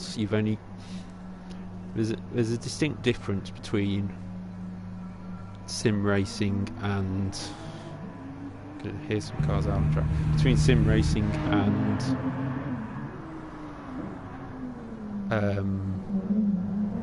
real life racing. You're not feeling it through your bum, you're not feeling it through anything else. You're just struggling to control the car as much because you feel everything through your eyes and your hands, whereas normally you're sitting there, you feel it all going and you can control yourself. You can know when a slide's going to happen, and sometimes you know when you're pushing too hard, whereas in a sim, if you're pushing too hard, you can just have issues. So we're now looking at Alex's choice of GR3 car, which is the Porsche 911. It's something that he had mentioned earlier today that he was going to drive, so I will add that to the spreadsheet because I wasn't sure where he was going to definitely pick. That's definitely confirmed. We'll have a look who else is out on track. We have Curve in the Aston Martin. We have the McLaren for Mark Ridd out there, so that's great to see. That was his choice from last week. We have the Mercedes of Callum Brewell. Again, what he chose last week. We have Jack Cameron Drayton in the McLaren, which is a change, so that's interesting.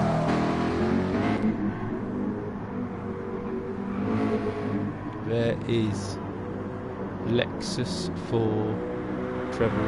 Is that Peter Harris in there? Yes, it is. Peter Harris in the Lexus.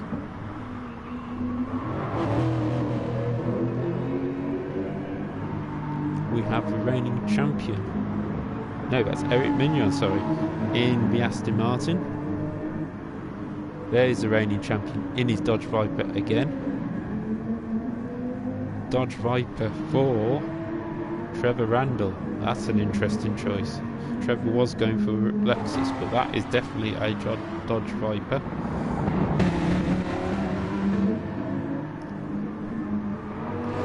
We have the Aston Martin of Sam Dimolo. We have the McLaren going backwards of Jack Cameron Drayton. We've already seen that one. There is the Lexus of Steve Brown. McLaren of Nathan Maxman. And that is our grid. I feel like we've missed one there somewhere. Jay Elliott, where's Jay? That's Mark sitting out somewhere in the middle of nowhere. Where is Jay Elliott? There's Jay in the Porsche. So it's good to see Jay out there in the Porsche with the Simpsons livery on board. And remember, this race we have ×5 tyre wear on, so we will be having pit stops as Jay goes sliding off. We will be having pit stops, and we will be having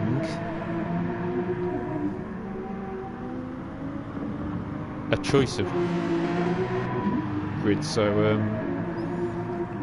a reverse grid as Alex slides into pit wall. This is only practice. We will have a reverse grid of the opening race, so Nathan Maximum will be starting last, and first will be Peter Harris, because Trevor Randall didn't finish the first race, so he will be starting at the very back. Either that or we'll have drivers quitting just to start on pole position. And start time now with grid start with full start check. Sorry, I didn't realise we had a full start check as well on this race, so that will make things interesting. Hopefully everybody will now head out onto the track and head through sector 1. But the Nurburgring, a very interesting circuit. We all know it from the F1 times. This new sector at the start of a lap, a bit hit and miss for some people, but then we go out onto the classic Nurburgring circuit. We know Nordschleife, I'm afraid not. We were hoping, well, I was hoping we could do that, but I could never learn all the names of the corners. We'd be here all day. So as we're going through turn 178, it might be the end of a lap and the end of a race, because it'd probably only be a 1 lap race, maybe 2. So all the cars are heading out onto track ready for the start. As you can see them just hitting the handbrake and just doing a few donuts after sector 1's marker board, just to make sure that they are on the grid.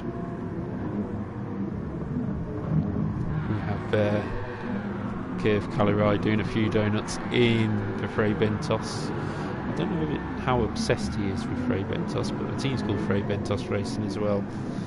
I wonder if he has one before race day. Frey Bentos pie in the microwave. Nice finish there, and it sounds like we're going to be ready for a go here at the Nurburgring with some classic corners like the Senna chicane, Schumacher chicane. I think it's a Vidolf chicane these days, but it is what it is with Nurburgring. They change corner names so often, you never know. But we've had some classic F1 races around here in the past, 2007 to think of one, but now it will be the Club 100 and BUKC drivers' turn to show us how it is done in the GR3 race here at the German circuit Nurburgring. We are heading out onto the grid now, and as I said before, we have Trevor Randall on pole by the looks of it for some reason. I don't know why it's set like that. Peter Harris second, Alex Wilmot in third, Eric Mignon in fourth. Not quite sure what will happen now with I doubt a restart because we've got going, but what Trevor will do I'm not sure. Good luck everybody comes from the chat as we get ready for a go, and we're away, and we haven't had a restart. Is everybody off the grid? Yes they are, as Trevor Randall leads down into turn 1. Peter Harris is in second, and Curve Calerai moves up into third ahead of Eric Mignon, it looks like. But it's the 2 Red Cup Lightning McQueen cars heading away for Team OGR. Look further back, Curve Calerai in third. Alex Wilmot, the debutant, in 4th place. That's a great start by him. He hasn't got swallowed up by the pack. As we can see further back, It's side by side and absolute chaos between everybody. Ryan Sandell going around the outside of Martin Robinson and gets the inside for the next corner, and he moves up into 7th position. Sorry, 6th position ahead of Martin Robinson in 7th. And here comes Eric Mignon to have a dig. No, he doesn't quite make it past Martin. Further back we have Sam Dimolo moving up 1 position ahead of one of the green McLarens, who is Jack Cameron Drayton. So that means Nathan Maximum is struggling to get through on this opening lap. Now trying to go around the outside of Jay Elliott. That's not going to work, and he now comes under pressure from Sam Dimolo. This is the current championship leader for season 2, Nathan Maximum, trying to make his way through the field on this reverse grid race. He's going to be outside of Jay Elliott. Will this work? He cuts back. Not going to quite work. There's a bit of contact there. Jay Elliott pushed out wide, and Nathan goes up the inside into the final corner. Gets a huge punt from behind by Sam Dimolo, and Jay Elliott takes the position back. So we head back to the front, and it is Trevor Randall who continues to lead from Peter Harris and Kirby Callery as Callum Brule and Alex Wilmot continue to battle. Callum has just fallen straight down the field, so we'll have a look what happened there as on the replay as Callum goes up the inside of Alex Wilmot, just loses control and flicks himself off the track. It's all of his own doing, missing his braking point there while trying to overtake Wilmot. Trevor Randall in the Viper with 1 second lead over his teammate Peter Harris. Wilmot running wide in the background. He will lose a ton of positions there trying to rejoin safely, and he spins out as well. Luckily that contact hasn't affected anybody. So the top 3 have pulled away slightly. In 4th place is our reigning champion Sandell. He has made a great start from 3rd last on the grid. He is now up into 4th in the race. And just behind him is Robinson and Steve Brown, and the very fast Mark Ridout as well.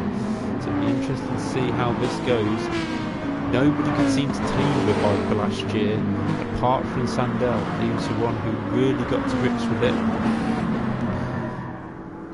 Comment in the chat who you are supporting, as we can see behind Steve Brown looks at the outside of Robinson, but that's not going to work into the chicane.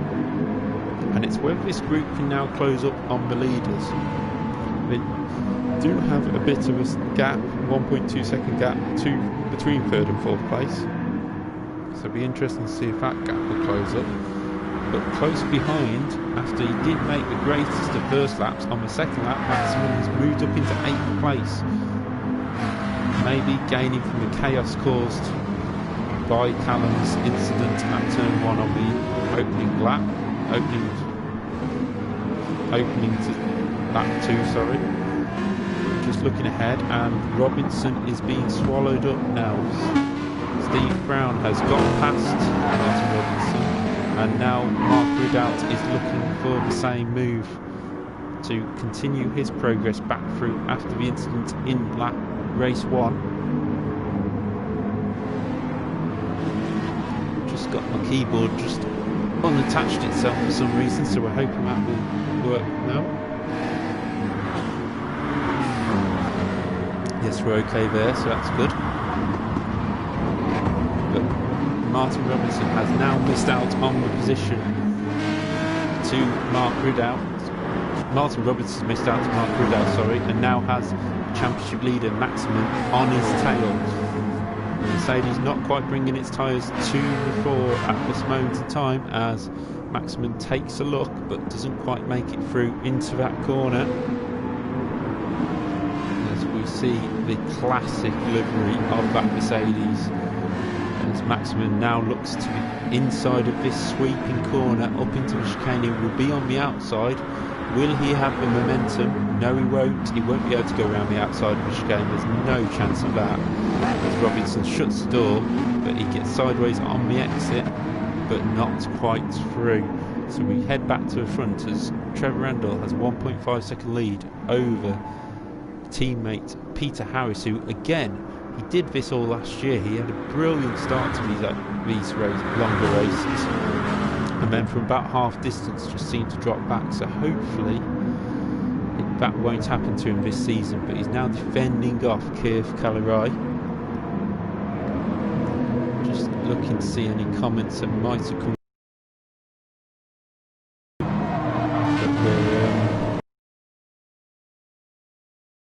Now on to lap 4, as Peter's now lost out to Keith and now has 3 abreast down into the next corner. And who's going to come out in top? Oh, Peter's been run out of road. 3 abreast will never work into there, and he drops down to 8th place. So now it is Ryan Sandell in 3rd place and Steve Brown in 4th. These two had a brilliant battle in the opening race, and if Ryan doesn't get that any more sideways, it will continue to be a brilliant battle in this second race. So you now head through Schumacher S, right behind Keith Callery at Craig Bentos Racing. Now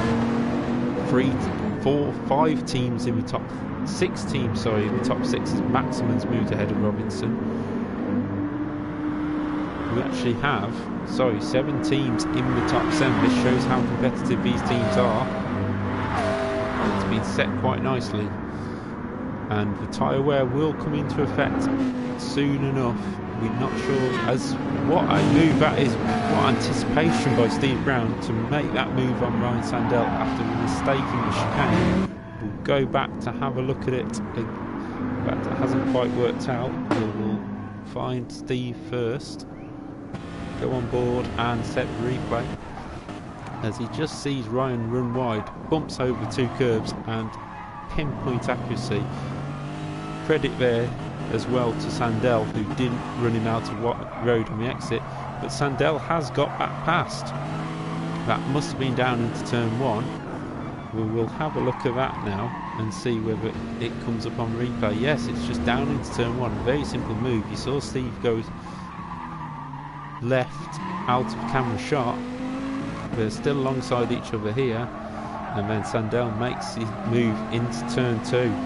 So these two keeping it clean throughout, and a great battle already. But this is allowing Mark Ridout in the black Mercedes, very threatening looking, isn't it, to close the gap. We found a very stable car, and hopefully will be good on its tyres for Ridout to move forward in this race. Maximin must have had an issue because he has dropped back behind Robinson when he was looking at getting onto the back of that pack. He's now 4.5 seconds behind Robinson, so he's had an off into the gravel at some point, or a very quick spin. In 8th place we have Bruel holding off Dimolo, and there is Elliott in the lone Simpsons Porsche.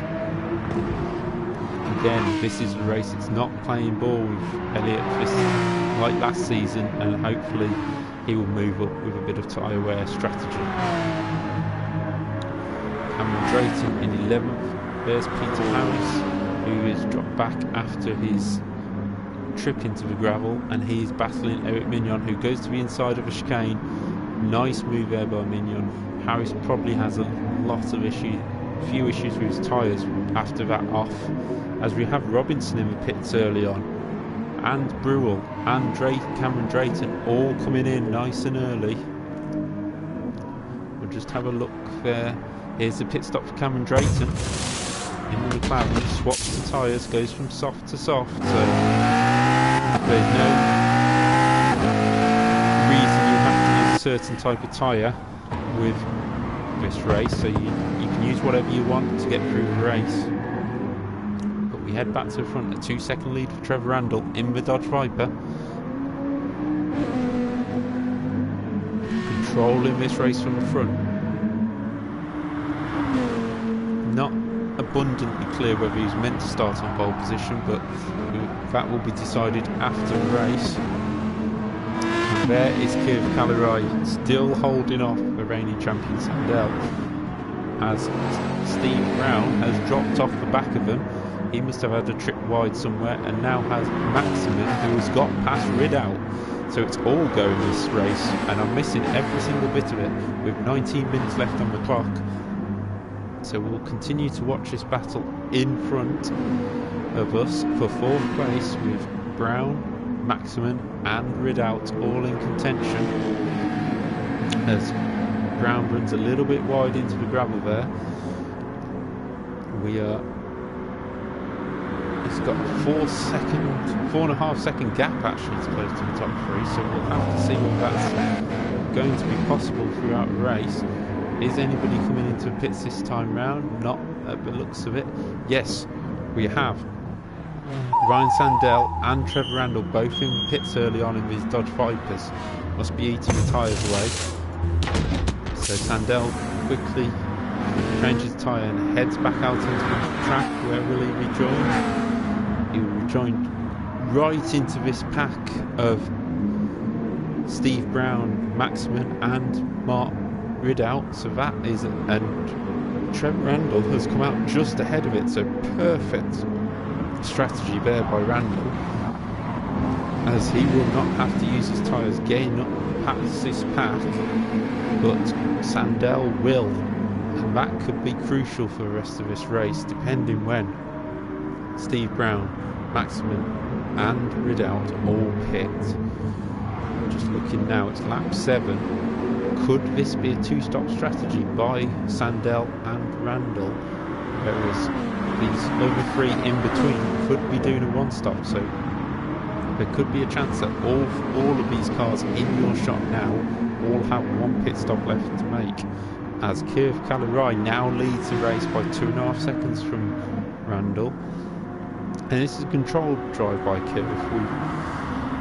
We spoke before last season how he's looked in quite run for the first half, and then he'd certainly have the speed but maybe not the results, and then by the end of the season it came good.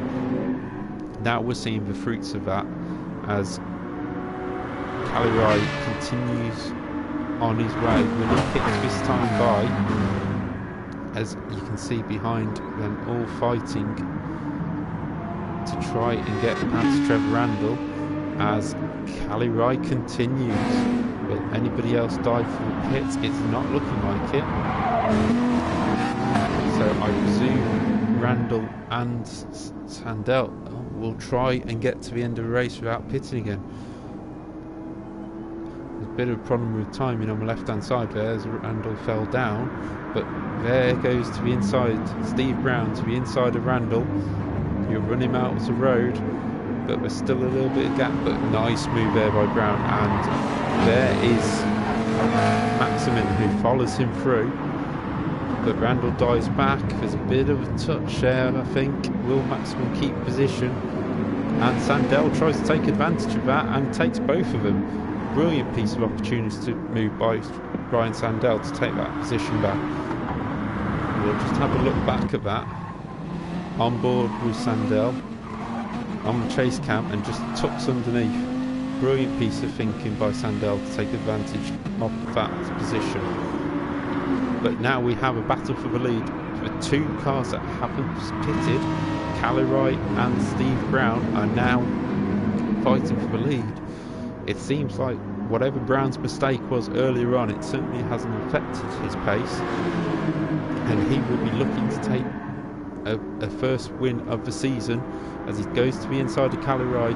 Beautiful move, well set up there by Steve Brown, but can he hold on? We'll go on board with him if we can. There we go, looking back at the battle for second place, as Steve Brown now leads for the first time in season 2 and the first time on Gran Turismo Sport for the Club 100 Championship.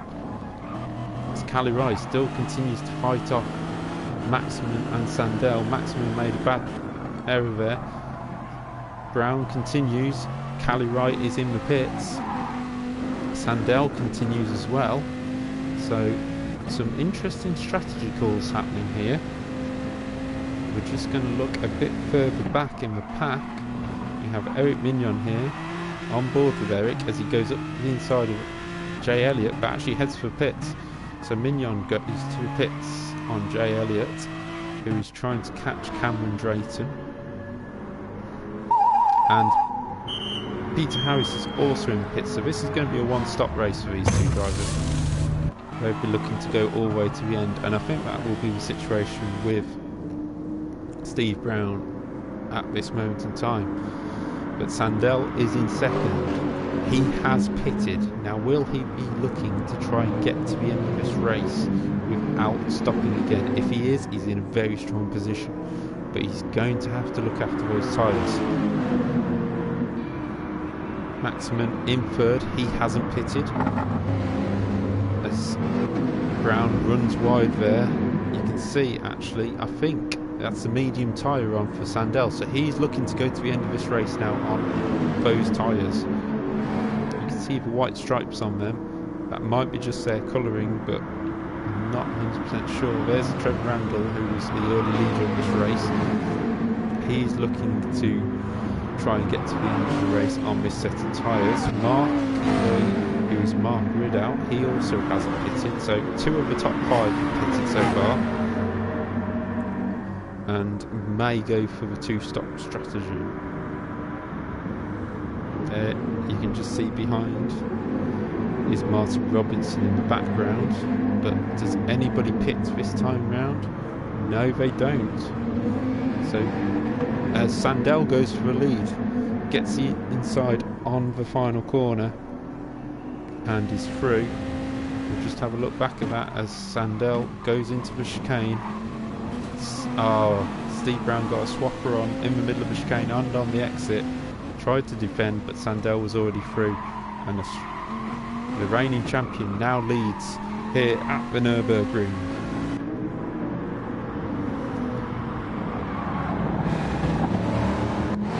Steve Brown there in second place now, still controlling it, his tyres, making sure he can try and get as far as he can. There's Maximin, our current championship leader and O-Plate winner, in third. Mark Ridout in fourth.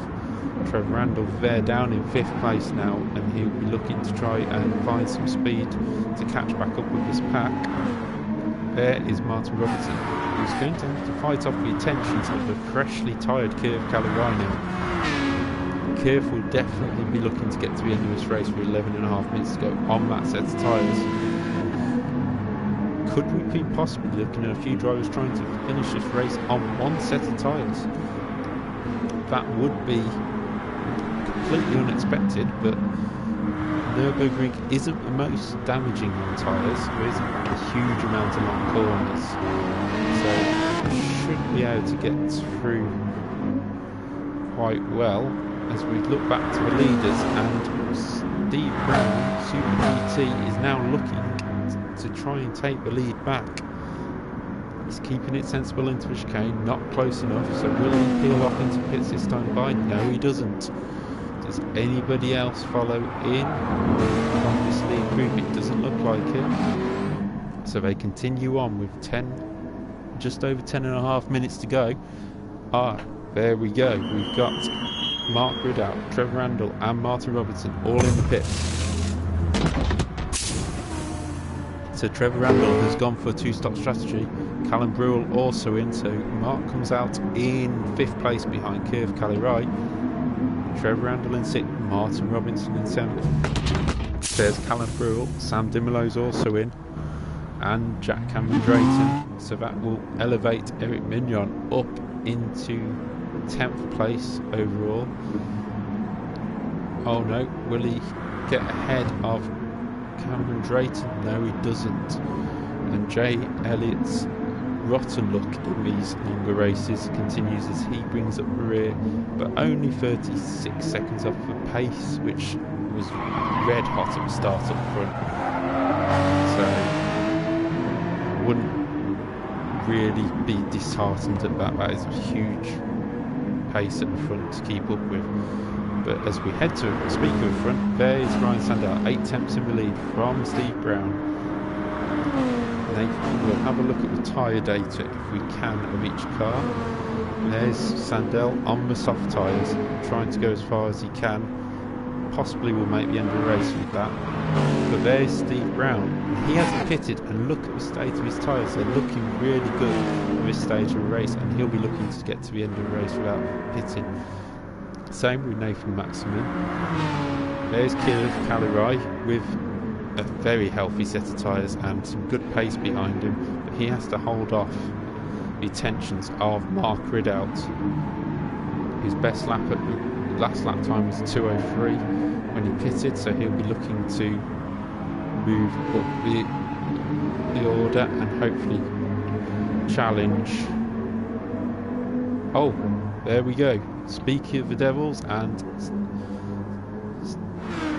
Steve Brown has just pitted, and Nathan Maximin, so let's see where they come out in, as Alex Wilmot has left the room. It's a shame for Alex, it's been earlier on. But Kev Calirai, his pit stop earlier on and the pace has moved him up just ahead of Steve Brown. Now this will be a he shall not pass moment by Calirai, but I think he's going to be unfortunate already because Steve Brown is alongside him and looking for the outside line into this corner. I don't think he's going to make it around the outside, is he? He's alongside Calirai, and what a move that is by Steve Brown to take second place. Calirai tries to stick it around the outside, but just not possible. And now it's Mark Ridout's turn to have a go at Calirai. Down into the hairpin, but Calirai defends. A bit of bump in there. We'll just have a look back at that move by Steve Brown. On board with Mark Ridout. And there's a bit of a touch in the middle, but right round the outside goes Steve Brown and past Calirai for second place. As we continue to be on board with Ridout, trying to get as close to Calirai as possible. There is Nathan Maximin on the outside. Is he going to go right down the outside? No, he's not. It's a bit of door rubbing. And who is going to get the line into the chicane? There's still some door rubbing. It looks like Maximin will have the inside into the chicane. A little bit of a bump there, just taking his line away from Mark, actually, Maximin was. But it's now... And we have our leader in the pits. It's Ryan Sandell in the pits. Will he come out ahead of Steve Brown? We'll see. He has gone for a two-stop strategy in the Viper. He comes out, and where is Brown? Where is Brown? We can't see him on this shot. There he is, just flashed past the camera. So Ryan Sandell continues to lead, the reigning champion, done a great job with his two-stop strategy. Same strategy that Trevor Randall ran from the lead, but he's dropped down into 6th place with that chaos in between. So Sandell has made that work perfectly from second to last on the grid. He now leads with 6 minutes remaining. There is Steve Brown running in a strong second place, 2 seconds off the lead, but Sandell now has the fresher tyres, now has the advantage track position, and now will be hoping to pull away. 3rd place currently for Mark Ridout, who has managed to get back ahead of Nathan Maximin. They've Mark, Nathan and Trevor Randall, have got ahead of Kev Calirai, who has dropped back in the Aston Martin on the one-stop strategy. But this is a strong battle for 3rd place between the 2 McLarens. Different teams, remember. Mark trying to defend now. He will have the inside from the sweep, but Maximin is going for the outside. They head up to the chicane, and Maximin is past, squeezes a little bit, but Ridout tries to stick with it, and it's just not going to happen and has to cut the chicane. Will he lose out to Randall? It doesn't look like it. He defends into the final corner from Randall, and that just wasn't quite going to work out for Ridout. But it's a good run out the corner by Trevor Randall. He's on the inside going down into turn 1, and he is past these drivers with penalties do need to remember, need to get rid of them before the end of the race. There's sideways for nice slide by Ridout. It's not going to do his tyres any good at all. 6th place for Callie Wright on the back of this pack for now. There is Martin Robinson, consistent run to 7th place at the moment, with his teammate Callum Brewer in 8th. Callum's been very quiet in this race, but this will be, I think it'd be a confidence boosting run for him on the tyres. He didn't quite get his head together with the tyre strategy last year, and that sort of cost him in the championship, but this an 8th place isn't too bad for Callum, and he'll be looking to build on that as the year goes on. There is Sam Dimolo with a bit of a penalty to get rid of, and in 10th place Jack Cameron Drayton. 11th goes to Eric Mignon so far. Jay Elliott has just got ahead of Peter Harris, who is round at the back at the moment. Seems like he must have had an off somewhere, but back to the front. 3.5 minutes remaining. Ryan Sandell continues to lead this race, 2.3 seconds ahead of Super GT Steve Brown, who still has a second penalty to get rid of, so he's going to have to decide where he gets rid of that before the race completes. He'll probably be able to get rid of it in some of the braking zones, but he only has a 2.5 second gap back to Nathan Maximin, so I presume he'll probably try and get as close to the end as possible. Maximin running slightly wide out of the final corner there, so we'll just have a look at that as he comes round the final corner. He's up on the curb on the entrance, gets on the power early and just runs it wheels out into the dust. Don't want to do that too many times because it can catch you out if you get wrong. There's currently a battle raging for 4th place between Randall, Ridout and Kiev Kalirai. Ridout getting very sideways out of there. McLaren quite well balanced to be able to control slides like that. Looking at the chat, Rafiq says, wow, this is crazy. It is a tough race to try and keep on top of when people are pitting and everything, but it is showing the skills of these drivers out there on the circuit that we haven't had a huge amount of incidents, but we've had a huge amount of close racing, and hopefully YouTube will be able to cope with the length of the stream. But Randall holding on to 4th place at the moment, Ridout in 5th, and Kiev Kalirai dropping off the back of these two in 6th place at the moment. But there's no action in the top 3 at this moment in time, so we'll stick with these two. Oh, Ridout's gone. Ridout has ran out wide into his gravel. We'll go on board with him before the replay. He was right up behind Randall, and I think maybe just got slightly sideways, tries to catch it and just got a swapper on the exit, and that gravel just draws you in and you've got no chance of holding it from there. So Ridout, first mistake of this race tonight, and down to 7th place. Now he will just be looking to try and maybe catch Martin Robinson for 6th to score some good points in the championship. It's split between Mercedes now, and Robinson up into 6th.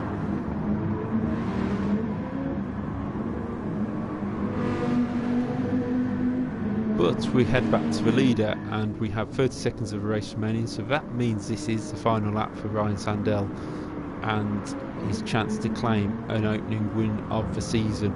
He already claimed 3 victories last year on his way to the championship, and he will be looking to add to this victory throughout the year.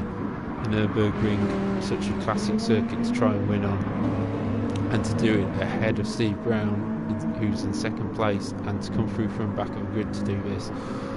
It's going to be a titanic battle throughout the year between Maximin, Brown, Sandell, and there's plenty of others who can keep putting their nose in to just disturb the fight as it goes on. Sandell now heading towards the chicane, towards the pits. He's got through the traffic early on, moved up into about 4th place, did a 2-stop strategy in this race. Well, Steve Brown behind did a 1 and Maximin did a 1, so he's made the extra stop work. He's hit the pace as he comes round the final corner, and Ryan Sandell is going to claim victory here in the GR3 race at Nurburgring. From the back of the grid to the front, Sandell wins with a slide into the pit wall. Steve Brown comes home in 2nd, Maximin close behind in 3rd. There is Randall coming home in 4th ahead of Cali Rai. 6th place will go to Martin Robinson. Great consistent drive there by Robinson. Ridout will rule that incident he had going into the gravel, but he comes home with another 7th place. Callum Brule in 8th. Here comes Sam Dimolo with the top 10 for the team quadrant. Scored good points along with Steve Brown. So that's 9th place for Sam Dimolo. 10th place for Eric Mignon. That is almost a career best for him. Jack Cameron Drayton comes home in 11th. They're liking to spin across the line tonight. There's Jay Elliott coming home in 12th, and we will wait for Peter Harris, whose car looks a little battered to be fair, but he's still going to come home and score good points for the team in 13th place. And that is the end of the first day of racing. But Ryan Sandell has took his first win of the season alongside Nathan Maximin, who did it in race 1. And whilst we still have Randall Clark to rejoin us when the connection allows, Steve Brown, it's still Sandell and Maximin at the top of the table and taking the race victories in these opening rounds. And we've finally got there. The first 2 rounds are over and done with. Sorry it has took us so long, especially tonight. Thank you for sticking with us and commenting in the stream. It's been great fun, and we'll be heading to round 3 and 4 next week, same time at 8:45 on this YouTube channel. Can't quite remember what the circuits are, but I believe they may be wet. I will just have a peek at next week's championship. If you just give me 2 seconds. Yes, we have Tokyo East Outer Loop in the wet. Now that's going to be fun because that's a road circuit, and then we head to the famous Spa-Francorchamps for a wet endurance race, which will be interesting because obviously we have the tyre wear on that, and if it gets wet the tyres could wear out quicker than we expect and could be all heading for a 2-stop strategy. We will just have to see. But for now I will wrap it up there, and hopefully you can all join us next week for the wet race around Tokyo and Spa, and I can guarantee the action will be just as fast and furious. Good night.